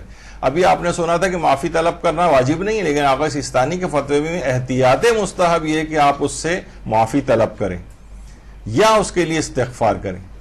بلکہ جن مقامات میں غیبت کرنا غیبت کیے جانے والے شخص کے لیے توہین اور بے حرمتی شمار ہو، جن مقامات میں غیبت کرنا غیبت کیے جانے والے شخص کے لیے توہین اور بے حرمتی شمار ہو، اگر اس سے معافی طلب کرنا اس کی توہین اور بے حرمتی کی تلافی سمجھا جائے تو احتیاط لازم یہ ہے کہ اگر کوئی خرابی نہ رکھتا ہو تو اس سے معافی طلب کرے. یعنی آغا سیستانی نے بھی ایک موقع پر یہ کہا ہے کہ بعض اوقات ہم اس طرح سے غیبت کرتے ہیں کہ اس شخص کی توہین ہوتی ہے معاشرے میں، اس کی بے حرمتی ہوتی ہے، وہ بدنام ہوتا ہے. تو اس صورت میں اگر آپ کا اس سے معافی مانگنا اس کی توہین اور بے حرمتی کا مداوع سمجھا جائے، اس کی تلافی سمجھا جائے، اس کی معاشرے میں پرانی عزت واپس آ جائے گی اس طریقے سے جب آپ نے اس سے معافی طلب کی جا کر، تو لوگوں کو بھی مثلا اس طرح سے پتہ چلا اور اس کی پرانی جو توہین ہوئی تھی اس کی عزت بحال ہوئی، تو اس صورت میں پھر فرماتے ہیں اگر یہ عمل کوئی نقصان کا باعث نہ ہو تو احتیاط لازم یہ ہے کہ پھر اس سے معافی طلب کرے. دیکھیے آگے یہ کیونکہ اصل میں گناہ اس قدر شدید ہے کہ اس کے اندر یہ اتنی تفصیل کے اندر جب مجتہد کو بھی جانا پڑتا ہے. یہاں پر لوگ مثلا کہہ رہے ہیں کہ بھئی آپ بالکل مختصر سا چند منٹ کے اندر بس غیبت کے مسئلے کو ختم کر دیں، یعنی گناہ بڑا شدید ہے اس کی. ابھی آپ نے دیکھا کہ ایک وبائی مرض کچھ دنوں پہلے جو ہوا تھا تو کتنی ریسرچ آ رہی تھی، رات و دن ڈاکٹر بیٹھے ہوئے اس کی اتنی تفصیل بیان کر رہے تھے کہ بھئی مرض کیونکہ بہت خطرناک ہے. اب گھنٹوں اس کے اوپر روزانہ ٹی وی کے اوپر اور 2 سال تک تقریباً یہ ڈسکشنز چلے ہیں. اور تو کیا ہے صرف ایک بیماری کے متعلق، کیونکہ خطرناک بیماری تھی تو لہٰذا ڈسکس کرنا پڑ رہا تھا. تو اسی وجہ سے اس کو بھی ہم تفصیل سے اس وجہ سے بیان کر رہے ہیں کہ مرض بہت خطرناک ہے، ایمان کو اندر سے کھا کے رکھ دیتا ہے بالکل، اور آخرت کے کتنے زیادہ عذابوں کے اندر مبتلا کرتا ہے. تو لہٰذا اس کی تفصیل میں جانا پڑ رہا ہے کہ اگر اس کی بے عزتی اور بے حرمتی ہوئی ہے معاشرے میں، اس کی عزت و توقیر کم ہوئی ہے، آپ نے اس طرح سے اس کی غیبت کی، ایک تو عام غیبت ہوتی ہے، اس سے معاشرے پہ اتنا فرق نہیں پڑا اس کے، یہ بس گناہ ایک آپ نے کیا لیکن اس میں تھا کہ پھر معافی کی ضرورت نہیں ہے. لیکن اگر اس کی بحالی عزت کی اس سے لازم آ رہی ہے آپ کی معافی طلب کرنے سے، فرماتے ہیں کوئی نقصان کا اندیشہ نہ ہو تو احتیاط لازم یہ ہے کہ اس سے معافی طلب کریں. یہ آغا سیستانی بھی فرماتے ہیں. اچھا، اب کیا غیبت کے گناہ کو روکنا واجب ہے؟ مثلا کوئی شخص غیبت کر رہا ہو تو جواب ہے کہ جی ہاں، اور اس کے گناہ کو اس شخص کو روکنا واجب ہے، غیبت سے اس کو روکا جائے. اب وہ ایک پورا ایک طریقہ کار ہے. ہم نے یہاں پر امر بالمعروف و نہی عن المنکر کے مسائل کو بہت تفصیل کے ساتھ پچھلی نشستوں میں بیان کیا ہے. اب فی الحال تو ارادہ نہیں ہے کہ کیونکہ وہ کافی جامع قسم کا جو ایک پروگرام اس کے موضوع پر ہو چکا ہے. آپ امر بالمعروف و نہی عن المنکر کے لحاظ سے ہمارے جو یوٹیوب چینل ہے اس کے اوپر تفصیل سے تو اس میں طریقے سارے بتائے گئے ہیں کہ گناہ کو روکا کیسے جاتا ہے. یعنی 5 شرطیں پوری ہوتی ہیں تو آپ پر امر بالمعروف واجب ہوتا ہے، اور جب وہ 5 شرطیں پوری ہو جائیں تو پھر امر بالمعروف کرنے کے 4 مرحلے، ایک مرحلے پہ عمل نہ ہو تو دوسرا، دوسرے پہ نہ ہو تو تیسرا، تیسرے پہ نہ ہو تو چوتھا، ایک خاص طریقہ کار ہے. تو غیبت کو روکنا تو واجب ہے، لیکن کیسے روکیں؟ جب 5 شرطیں پوری ہو جائیں.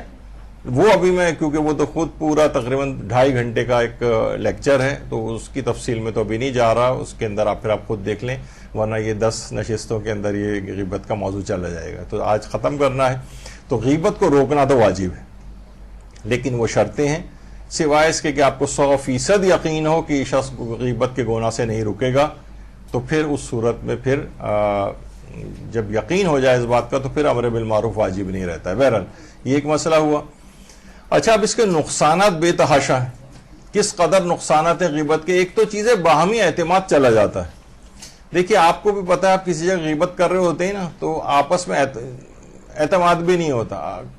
آج آپ کے سامنے غیبت کر رہا ہے کوئی شخص تو آپ پیٹھ پیچھے آپ کی بھی غیبت کرے گا. آپ کو بھی پتا ہوتا ہے، ہم بھی یہی کر رہے ہوتے ہیں کہ باہمی اعتماد چلا جاتا ہے. ہم بھی اس کی غیبتیں کر رہے ہیں، وہ بھی ہماری غیبتیں کر رہے ہیں، تو معاشرے کے اندر ایک دوسرے پر اعتماد ہی نہیں. تو ایک تو یہ بہت بڑا نقصان غیبت کا ہے. اور دوسرا، پیغمبر اکرم صلی اللہ علیہ وآلہ وسلم فرماتے ہیں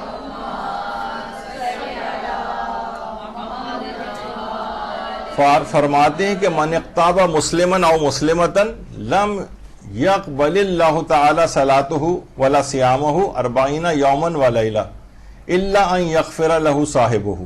فرماتے ہیں اگر کوئی شخص کسی مسلمان شخص کی یا مسلمان عورت کی غیبت کرتا ہے تو اللہ 40 دن و رات میں کیے جانے والے نماز و روزے کو اس کے قبول نہیں کرتا ہے، سوائے اس کے کہ جب تک کہ جس کی غیبت کی جا رہی وہ معاف نہ کر دے.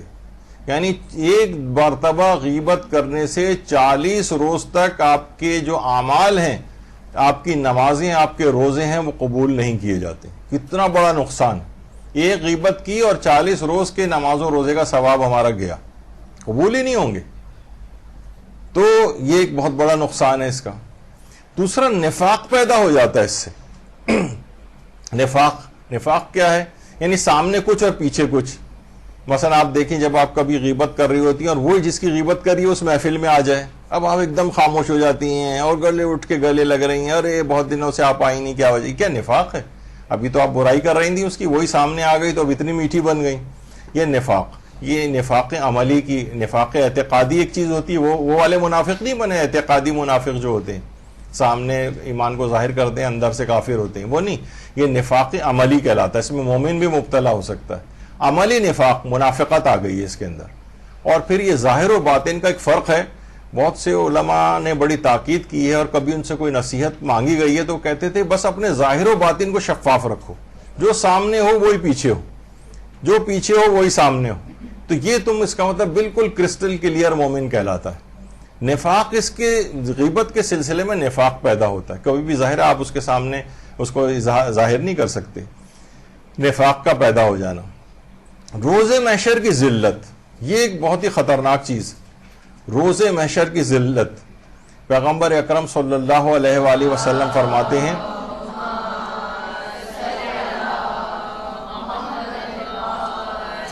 ہیں جب شب معراج آسمانوں کی سیر پر گئے تو وہاں دیکھا کہ کچھ لوگ ہیں جن کے ہونٹوں کو آگ کی بنی ہوئی قینچیوں سے کاٹا جا رہا تھا. تو پوچھا گیا وہ کون لوگ تھے؟ من ہم، کون تھے وہ؟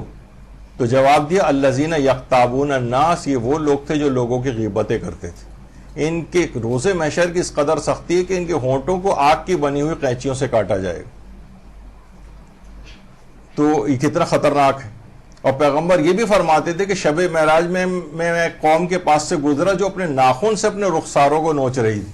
میں نے جبریل سے معلوم کیا یہ کون ہے، تو انہوں نے عرض کی یہ لوگ غیبت کیا کرتے تھے. یہ اپنے چہرے کو نوچیں گے اپنے ناخنوں سے، اور پھر وہ زخم بھر جائے گا، پھر دوبارہ جو ہے وہ پھر نوچیں گے. یہ مسلسل یہ وہاں پر عذاب چلتا رہے گا. دیکھیے میدان حشر کی جو سختیاں ہیں، خود صرف میدان حشر میں کھڑا ہونا، جو ہمارے یہاں پر غیبت کے موضوع، موت کے موضوع کے اوپر جو لیکچرز ہوئے تھے، ترتیب وار سیریز اس کی 50 لیکچرز کی ہے، اس میں جب میدان حشر کی سختیوں کا ذکر ہوا تھا تو اس میں بہت تفصیل کے ساتھ کہ اس قدر تنگ جگہ کے اوپر میدان حشر میں سارے لوگ کھڑے ہوں گے، جس طرح ایک ترکش جو ہوتا ہے نا اس کے اندر تیر سیدھے سیدھے رکھے ہوتے ہیں اور بالکل یعنی ہلنے کی بھی جگہ نہیں ہوتی. اس طرح سے اس میدان کے اندر، اور پھر بہت سارا زیادہ ان کی چیزوں کے متعلق جو ہے وہ بیان ہوا تھا. تو حضرت امام جعفر صادق علیہ الصلوۃ والسلام فرماتے ہیں،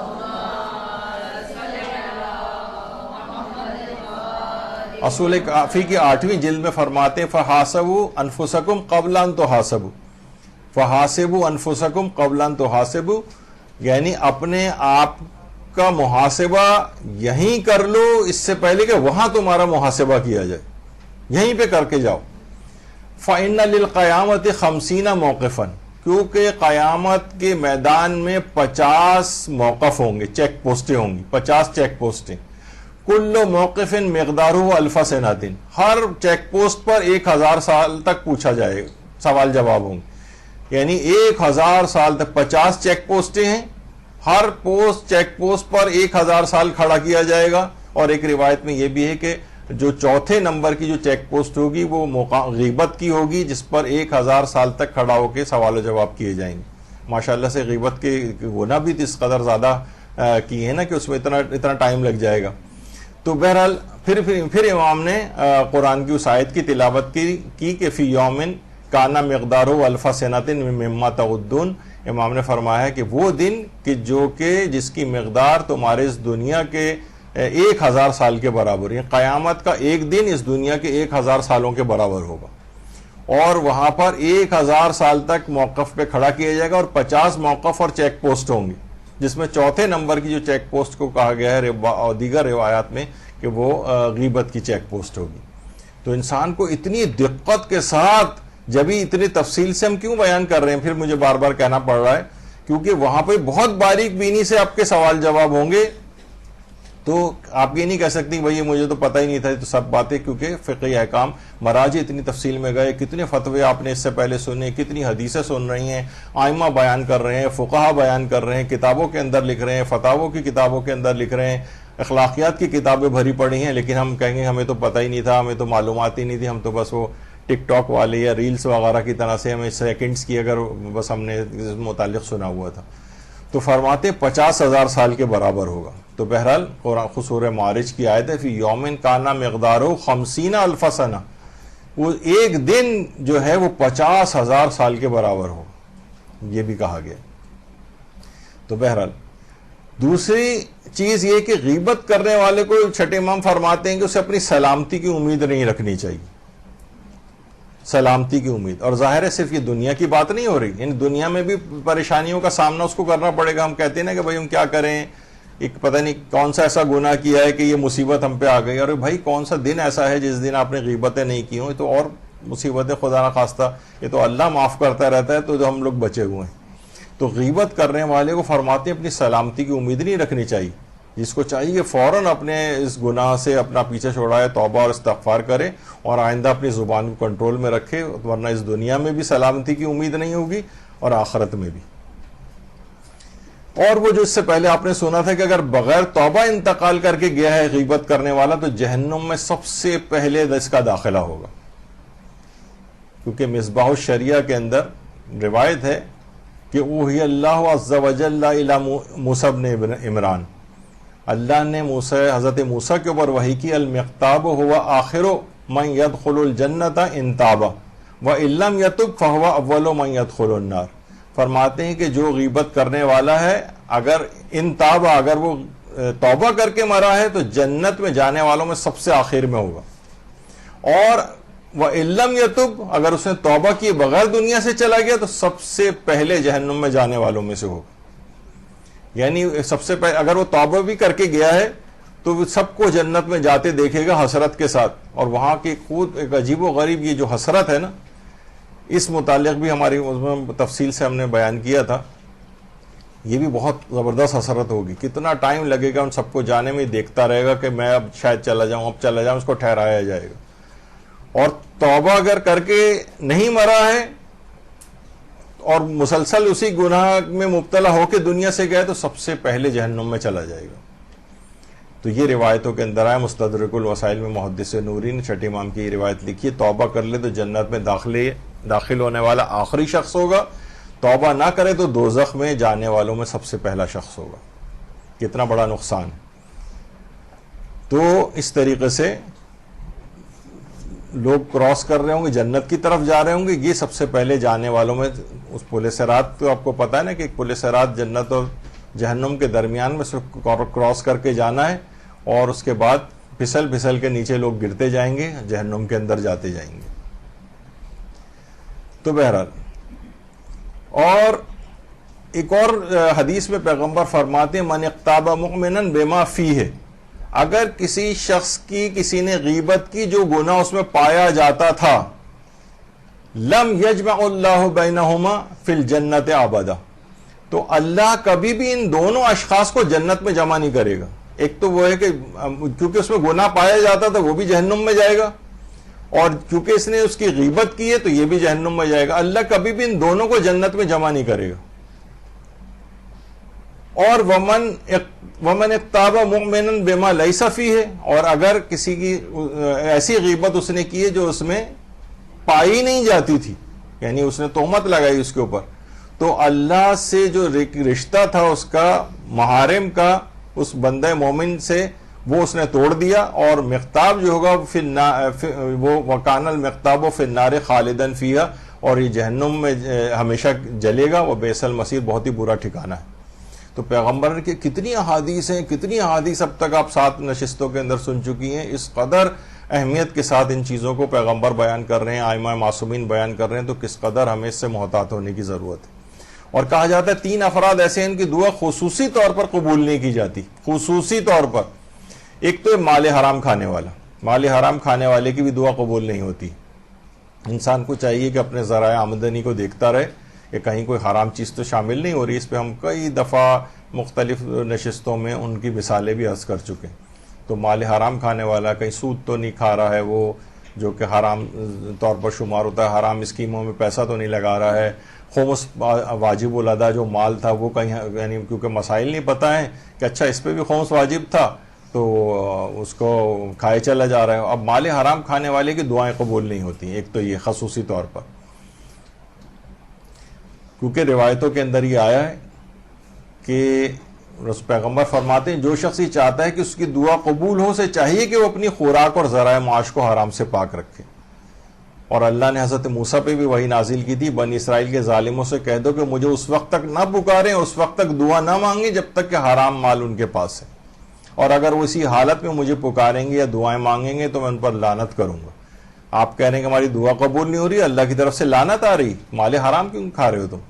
جو امام حسین نے یزیدی اشخاص کے جو لشکر تھا اس کو یہی تو کہا تھا، میری باتیں تم پر اثر اس وجہ سے نہیں کر رہی، تمہارے پیٹ حرام سے بھرے ہوئے. تو بہرحال اچھا، ایک تو ہے مال حرام کھانے والا، اس کی دعا خصوصیت کے ساتھ قبول نہیں ہوتی. ایک ہوتا ہے کنجوس، جو عام طور پر لوگ دیکھ رہے ہیں معاشرے کے اندر غریب ہیں اور ان کی مدد کے لیے آگے نہیں بڑھتا ہے. اور اس کے اندر وہ شخص بھی شامل ہے کنجوس کہ جو کہ واجبات نہیں نکالتا ہے مال کے، جس کے اندر خمس نہ نکالنا بھی ہے، فطرے نہ نکالنا بھی ہے، تاخیر کرنا اس کے اندر ہے، جو مالی واجبات ہیں ان کو ادا نہ کرنا. حج بھی ایک لحاظ سے مالی واجب کہلاتا ہے. جب بھی کوئی شخص انتقال کر جائے تو اس کے جو بچا ہوا ترکہ ہوتا ہے اس میں سے پہلے حج کروایا جاتا ہے اگر اتنی مقدار ہو. تو کنجوس کی دعا قبول نہیں ہوتی. اور تیسرا ہے غیبت کرنے والا. غیبت کرنے والے کی خصوصیت کے ساتھ دعائیں قبول نہیں ہوتی. تو دیکھیے اب ہم لوگ بیٹھے ہر وقت پریشان رہتے ہیں کہ یہ مصیبت آ گئی، وہ مصیبت آ گئی، دعا کر رہے ہیں، دعائیں قبول نہیں ہو رہی ہیں. کیا وجہ ہے کہ اللہ ہماری دعا قبول نہیں کر رہا؟ پھر اللہ پہ ناراض بھی ہو رہے ہیں. اتنا تو ہم سب کچھ کرتے ہیں، اتنی زیارت عاشورہ پڑھ رہے ہیں، زیارت وارثہ پڑھتے ہیں، نماز شب پڑھتے ہیں، نماز جعفر طیار پڑھتے ہیں، لیکن پھر بھی دعائیں قبول نہیں ہو رہی. ارے بھائی غیبتیں بہت زیادہ ہو رہی ہیں، اس کو کم کریں. یہ کسی بھی ہمارے نیکی کے ثواب کو آگے بڑھنے ہی نہیں دے رہی اور یہ نقصان پہنچانے والا یہ عمل ہو رہا ہے. غیبت کے گناہ کا بڑا شدید قسم کا حساب بھی ہوگا. یہ بھی ایک بہت خطرناک بات. پیغمبر اکرم صلی اللہ علیہ وآلہ وسلم فرماتے ہیں کہ عذاب قبر کا باعث 3 گناہوں کو قرار دیا گیا ہے خصوصی طور پر. ایک تو ہے چغل خوری، ایک ہے غیبت اور ایک جھوٹ. یہ 3 گناہ ایسے ہیں جو عذاب قبر کا بہت زیادہ سبب بنتے ہیں. انسان اگر تصور کرے کہ انسان قبر کے اندر جا رہا ہے اور وہ اس طریقے سے آگ کا ایک عذاب اس کو جو ہے اس قبر کے اندر دیا جا رہا ہے، تو پھر اس وقت پچھتانے کو کوئی فائدہ نہیں ہوگا. آج ہی اپنی حالت کو بہتر بنا لینا چاہیے، کیونکہ عذاب قبر کا باعث یہی چغل خوری ہے، غیبت ہے اور جھوٹ ہے. ان 3 گناہوں سے علی الخصوص شاید ہماری جو اگلی نشست ہوگی شاید وہ جھوٹ کی اسی طرح کی تفصیل، البتہ شاید اتنی زیادہ اس میں تو 7 درس ہو گئے، وہ اتنے زیادہ درس نہیں ہوں گے، لیکن اس میں احکام اور یہ زیادہ بیان ہوں گے. انشاءاللہ اس پہ ہماری گفتگو ہوگی، کیونکہ اہم بہت ہے نا. عذاب قبر کا باعث بھی یہی چیز ہے. ایک تو غیبت آج ہو گیا، جھوٹ ہو گیا، اور چغل خوری. غیبت اور چغل خوری ذرا آپس میں ملتے جلتے ہی ہیں، سمجھے ایک لحاظ سے وہ بھی چیز کور ہو گئی. اور ایک جھوٹ. امام خمینی فرماتے تھے کہ غیبت کا نتیجہ دیکھیے، شدت حساب کا ہم کہہ رہے ہیں نا. فرماتے تھے کسی کے غیبت میں کند در روایت ہست کے زبانش با اندازہ بین مکہ و مدینہ ظاہراً ہست. فرماتے ہیں اگر کوئی شخص کسی کی غیبت کرتا ہے تو روایت میں یہ بات آئی ہے کہ اس کی زبان اتنی بڑی کر دی جائے گی جتنا مکہ اور مدینہ کے درمیان فاصلہ ہے، 450 کلومیٹر، تقریباً 450-500 کلومیٹر کے قریب مکہ اور مدینہ کے درمیان فاصلہ ہے. اس کی زبان اتنی طویل کر دی جائے گی، 450 کلومیٹر مثلاً دراز می شود و مردم در روز حشر از رویہ این زبان عبور می کند. اور تمام جو اہل محشر ہوں گے وہ اس کی زبان کو روند روند کے اہل محشر اس پر سے گزریں گے. زبان اتنی طویل کر دی جائے گی اس کی بڑی، اور اس پر اہل محشر اپنے پاؤں تلے اس کو کچلیں گے. یہ نتیجہ غیبت است. فرماتے ہیں یہ اس غیبت کا نتیجہ، اتنی بڑی اس کی زبان کر کے کہ اہل محشر کتنی تعداد میں ہوں گے، اربوں کی تعداد میں، وہ سب اس کے زبان کو کچل کچل کر آگے بڑھیں گے. کس قدر آپ دیکھیں کہ اس گناہ کی خطرناکیت.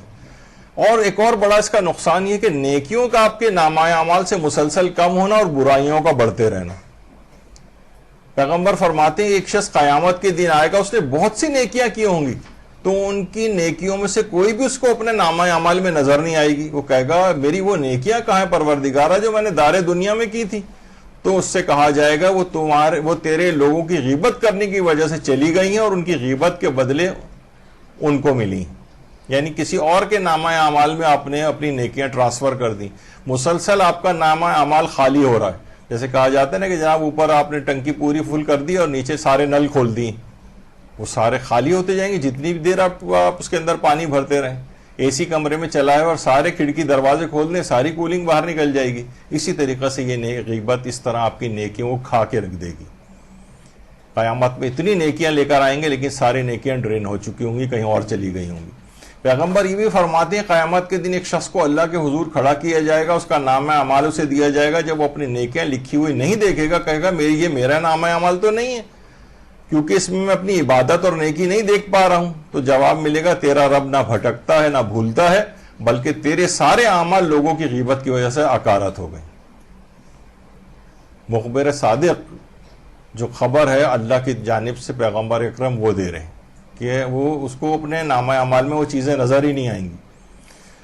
ایسا ہی ہے جیسے آپ کا کریڈٹ کارڈ کسی کے ہتھے لگ جائے اور وہ پورا کریڈٹ کارڈ خالی کر دے آپ کا, تو کیا آپ کے اوپر گزرے گی میرے پاس تو اتنے لاکھوں روپے تھے, آج کتنے ہوتا ہے کہ جناب فراڈ کے کیسز آ رہے ہیں کہ اس کے سارا اکاؤنٹ خالی کر دیتے ہیں.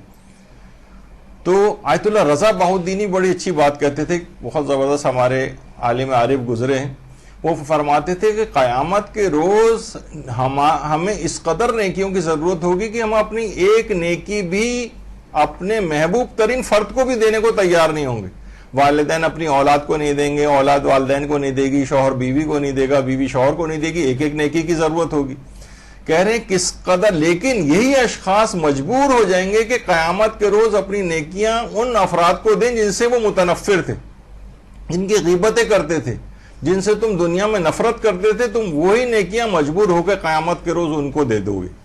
تو فرماتے ہیں کہ کس قدر حماقت کی بات ہے. وہ فرماتے ہیں کہ یہ جو عمل ہے حماقت نہ کہ زرنگی یعنی عقل مندی, زرنگی بندگی خدا. اصل عقل مندی ہے کہ انسان اللہ کی بندگی کرے. یعنی یہ کون سی عقل مندی ہے کہ اپنی ساری نیکیاں ایسے شخص کو دے رہے ہو کہ جس سے تم نفرت کرتے تھے, جس کے خلاف تم باتیں کرتے تھے, اس کے نامہ اعمال میں بھیج رہے ہو. یہ بہت بڑی حماقت ہے. اسی طریقے سے قرآن کی آیات بھی ہیں وَلَيَحْمِلُنَّ أَثْقَالَهُمْ وَأَثْقَالًا مَّا أَثْقَالِهِمْ کہ قیامت کے روز انسان فقط اپنا ہی بوجھ نہیں اٹھائے گا بلکہ دوسروں کا بوجھ بھی اٹھائے گا. وہ انہی معنوں میں کہ دوسروں کو بوجھ کیوں اٹھا رہا ہے. تو یہ غیبت کرنے والا بھی ایسا ہی ہے کہ یہ اپنے پیٹھ کے اوپر گناہوں کا بوجھ بھی ہوگا اور لوگوں کی عزتوں کا بوجھ بھی ہوگا. ان کی غیبت کرنے کی وجہ سے ان کے گناہوں کا بھی بوجھ اس کے ذمے کے اوپر آ جائے گا. تو یہ کتنا اس دن جو ہے وہ آپ دیکھیں کہ بعض اوقات مثلا 10-10 کلو کے آٹے کی 2 بوریاں آپ ہاتھ میں اٹھا کر چلیں, اپنی کمر میں 20 کلو 30 کلو آپ اٹھا کے چلیں تو کتنا آپ کو مشکل لگے گی. تو دوسرے لوگوں کے گناہوں کا بوجھ اپنے نامہ اعمال میں لے کر آ جائیں. تو بہرحال قرآن میں یہ بھی آیا ہے اسی وجہ سے کہ وہ اپنے اعمال کا بوجھ بھی اٹھائے ہوئے ہوگا اور دوسروں کے اعمال کا بھی بوجھ جس کی وجہ سے وہ مثلا اگر گناہ میں مبتلا ہوئے ہیں یا مثلا آپ نے ان کی غیبتیں کی ہیں اور ان کے گناہوں کا بوجھ بھی آپ کے نامہ اعمال میں آ گیا ہو. اس کی مثال ایسی اسی طرح سے دی جاتی کہ اپنے پاس اس کے پاس درخت موجود تھا, اس سے پھل توڑ کے کھاتا, تو یہ کیا ہے کہ وہ جھک کے دوسری جگہوں کے اوپر چلا گیا. یہ لوگ تو بھوکے مر رہے ہیں جیسے کہ تصویر میں نظر آ رہا ہے, اپنے ہاں ان کا درخت موجود تھا کھانے کا, لیکن کیا ہے وہ دوسری جگہ پہ وہ دوسرے لوگ اس سے استفادہ کر رہے ہیں. یہی وجہ ہے کہ بہت سے علماء کی اس میں ملتا ہے سیرت میں کہ جب بھی ان کو پتہ چلتا تھا کہ فلاں شخص نے ان کی غیبت کی ہے تو کھانے کا ایک پورا خوان مختلف کھانوں سے بھر کے اس شخص کو تحفتاً پہنچاتے تھے کہ بھائی کون اتنا زیادہ رحم دل ہوگا کہ لوگ تو ایک ایک نیکی کی ضرورت ہوگی, آپ نے تو غیبتیں کر کے جو ہے اپنے نیکیاں میرے نامہ عمل میں ٹرانسفر کی ہیں, تو کم سے کم اتنا تو حق آپ کا بنتا ہے کہ میں آپ کو ایک دنیا کے اندر ایک تحفہ کم سے کم دوں. تو ایک طریقہ کار بھی ہو جاتا تھا اس بات کا کہ ذرا امر بالمعروف کا ایک اسٹائل ہوتا تھا, آئندہ وہ شخص تاکہ احتیاط کرے, اور اس حدیث کو بھی یاد دلا دیا جاتا تھا کہ جس میں انسان کے غیبت کرنے سے اس کا اپنا نامہ اعمال خالی ہوتا ہے, دوسرے کے نامہ اعمال میں نیکیاں ٹرانسفر ہوتی ہیں. جب بھی پیغمبر اکرم صلی اللہ علیہ وآلہ وسلم نے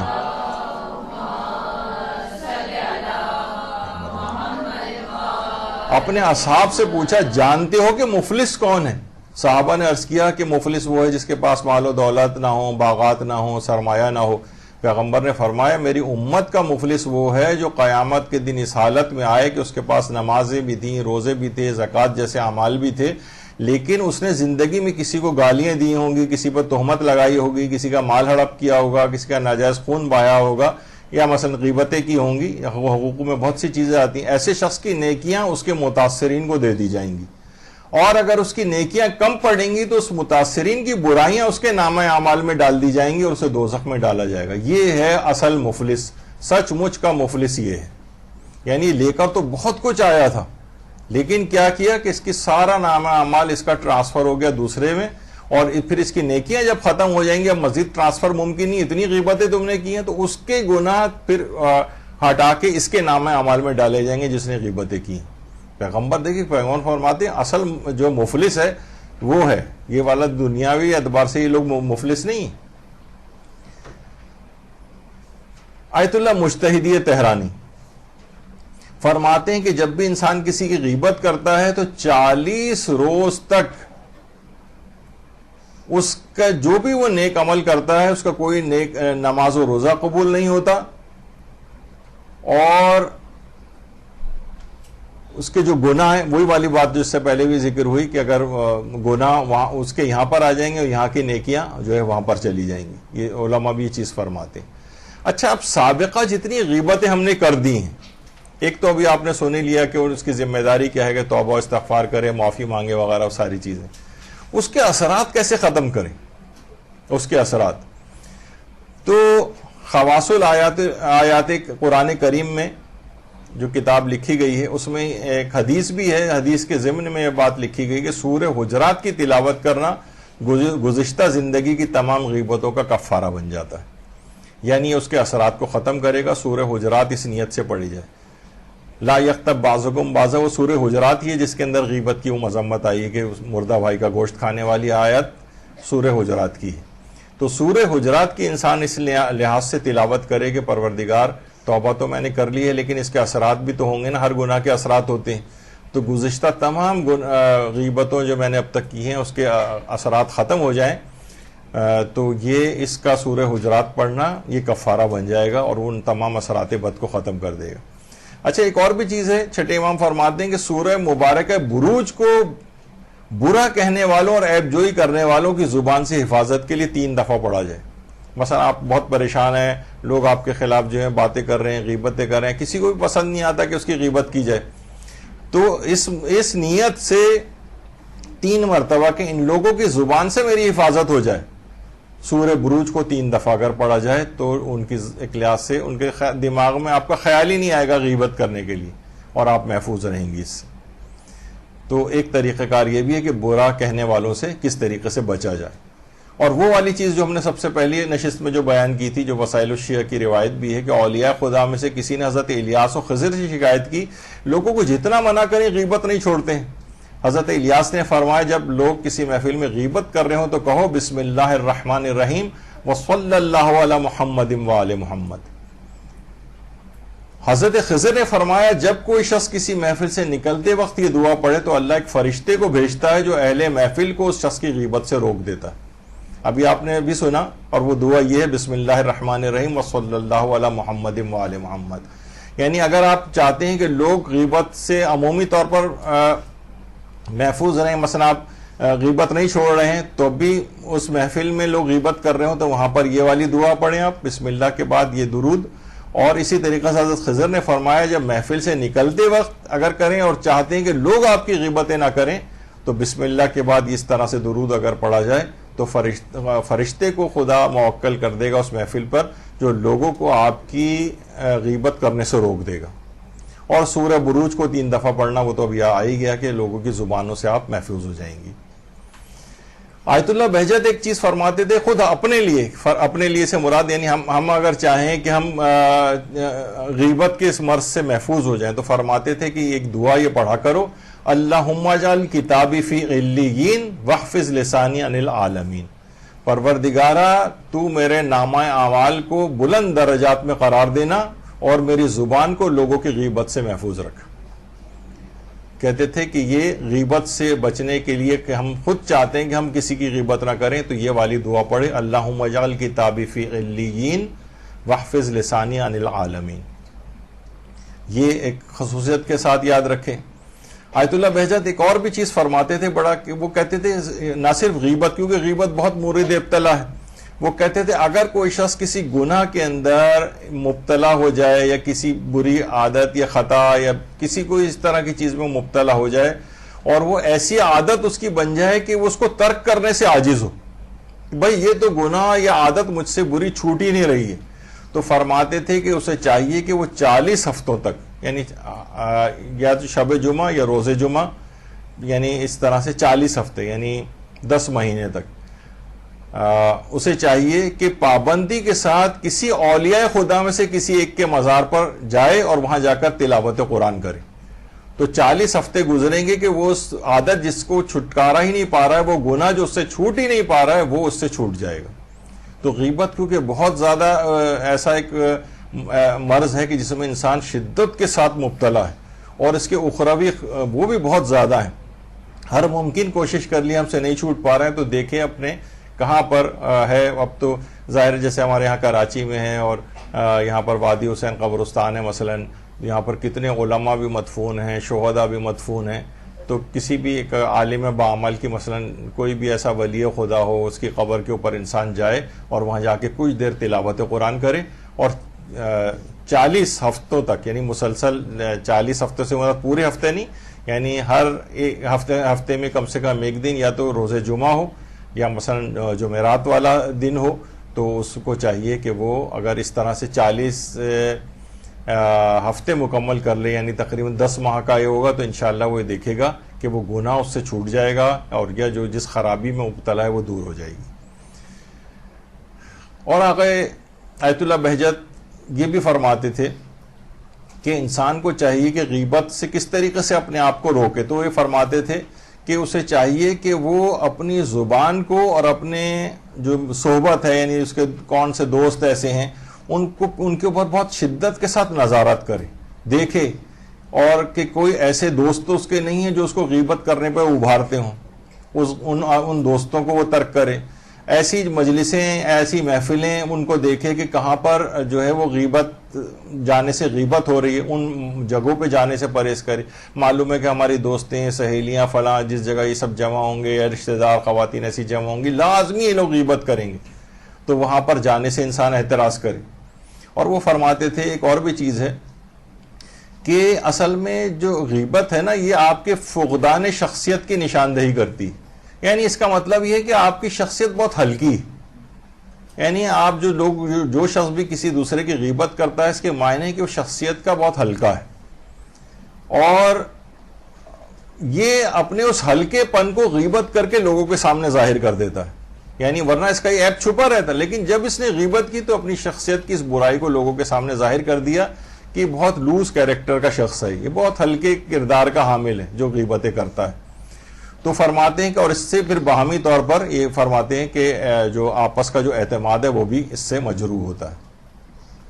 اچھا اب دیکھیے ترک غیبت کے فوائد جتنے بھی, اب میں اتنی تفصیل میں نہیں جاؤں گا, بہت ساری چیزیں تو میں نے چھوڑ دی ہیں کیونکہ مجھے آج ہر صورت میں اس موضوع کو مکمل کرنا تھا. ورنہ آپ خود سوچیں غیبت کے اسباب اور ان کے علاج کی طرف بھی میں آج نہیں گیا ہوں. اسباب میں کینہ بھی آتا ہے, حسد بھی آتا ہے, پھر میں کینے کو دور کرنے کے طریقے بتاتا, پھر حسد کو دور کرنے کے طریقے بتاتا, اس طرح سے اور جو غیبت کے اسباب ہیں, لیکن اتنا وقت نہیں ہے. تو ترک غیبت کے فوائد بھی بے شمار ہیں, یعنی اب تک جتنے آپ نے نقصان سنے, اگر ان غیبت کو ترک کر دیں وہ سارے نقصان جو ہے اس کے فوائد بن جائیں گے. کیا ہے کہ غیبت کرنے سے عذاب قبر کا بھی آپ نے سنا کہ غیبت 1/3 عذاب قبر, تو صرف غیبت کرنے کی وجہ سے تو عذاب قبر معاف ہو جائے گا, روز محشر کی سختیاں معاف ہو جائیں گی, آتش جہنم سے نجات مل جائے گی. کتنی ابھی آپ نے جو جتنی بھی اس کی مذمتی چیز سنی وہ اگر ترک کر دیں تو وہی سب اس کے فائدے بن جائیں گے. اور وہ والی چیز جو ابھی آپ نے سنی پیغمبر کی کہ اگر کوئی شخص غیبت کو ترک کرتا ہے تو اس کے نامہ اعمال میں 10,000 نماز مستحبی کا ثواب رکھا جاتا ہے. خود ترک غیبت کا فائدہ کتنا ہے؟ 10,000 نماز مستحبی اگر آپ حساب لگانا شروع کر دیں، 1 رکعت 1 منٹ میں پڑھی جاتی ہے، اور 10,000 رکعت مستحبی 10,000 منٹ، آپ سوچیں کہ کتنا لمبا پیریڈ جو ہے اس کے اندر لگے گا. روزانہ اگر آپ 1 گھنٹہ بھی نماز مستحبی پڑھیں تو کب یہ، تو صرف ایک ترک غیبت سے اتنا فائدہ جو ہے وہ آپ کو ملے گا. تو بہرحال یہی ہے اس کے اندر خصوصیت کے ساتھ کہ انسان اپنے آپ کو ان تمام چیزوں سے بچائے جو محارم الہی ہیں ان سے اپنی نگاہوں کی حفاظت کرے. زبان جو ہے جن گناہوں کے اندر مبتلا ہوتی ہے اس سے انسان اپنے آپ کو بچائے، اور فاسد خیالات جو دماغوں میں آتے ہیں، ان تمام چیزوں سے اللہ کے جو عائد کردہ پابندیاں ہیں اس میں انسان رہے تو پھر وہ آخرت کو حاصل کر سکتا ہے. تو بہرحال یہ اس بات کے نشاندہی کہ انسان ان تمام چیزوں کے اوپر خصوصیت کے ساتھ نگرانی رکھے. روایت میں یہ بات بھی آئی ہے کہ حضرت امیر المومنین علی ابن ابی طالب علیہ السلام فرماتے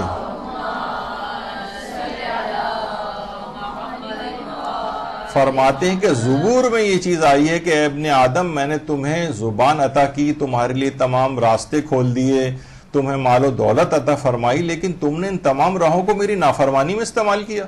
گویا تم نے میرے بارے میں دھوکہ کھایا اور میرے عذاب کو کھیل تماشا جانا. یعنی کتنی تفصیل کے ساتھ عذاب بیان کر رہے ہیں اللہ کے رسول، ائمہ اطہار، پروردگار عالم قرآن کے اندر، لیکن تم اس کو صرف ایک کھیل تماشا سمجھ رہے ہو، بس ایسی جیسے کوئی قصہ کہانی بیان ہو رہا ہے. تو ان تمام چیزوں کو دیکھنا چاہیے. اور پھر یہ بھی فرمایا کہ گناہوں پر یعنی دلیری ایک تباہی ہے. مولا فرماتے ہیں انسان تجھے کس چیز نے گناہوں پر دلیر کر دیا ہے، کس چیز نے تجھے اپنے پروردگار کے بارے میں دھوکہ دیا، اور کس چیز نے تجھے اپنی تباہی پر مطمئن کر دیا. تو واقعتاً حیرانگی کا اظہار کر رہے ہیں، سوال کر رہے ہیں امام. تو چاہیے انسان کو کہ اپنے آپ کو ان تمام چیزوں سے بچا کر رکھے. اور اس غیبت کے گناہ سے اتنی تفصیل میں ہم اس وجہ سے اس کے اندر گئے تاکہ اس کے ایک ایک پہلو سے آپ کی واقفیت ہو جائے، اس کے جو دقیق مسائل ہیں اس سے آپ کی واقفیت ہو جائے. دیکھیے کبھی بھی آپ یہ نہیں ہوتا کہ کوئی شخص یہ کہے، جیسے آپ کو پتہ ہے کہ ای چالان وغیرہ آ گئے ہیں، لوگ وہ یہ نہیں کہہ سکتے کہ بھائی مجھے تو پتہ ہی نہیں تھا کہ جو سیٹ بیلٹ نہ لگانے سے اتنا چالان ہوتا ہے، مجھے تو پتہ ہی نہیں تھا ہیلمٹ پہننے سے کیا ہوتا ہے. تو لازمی اس کو چالان بھرنا پڑے گا.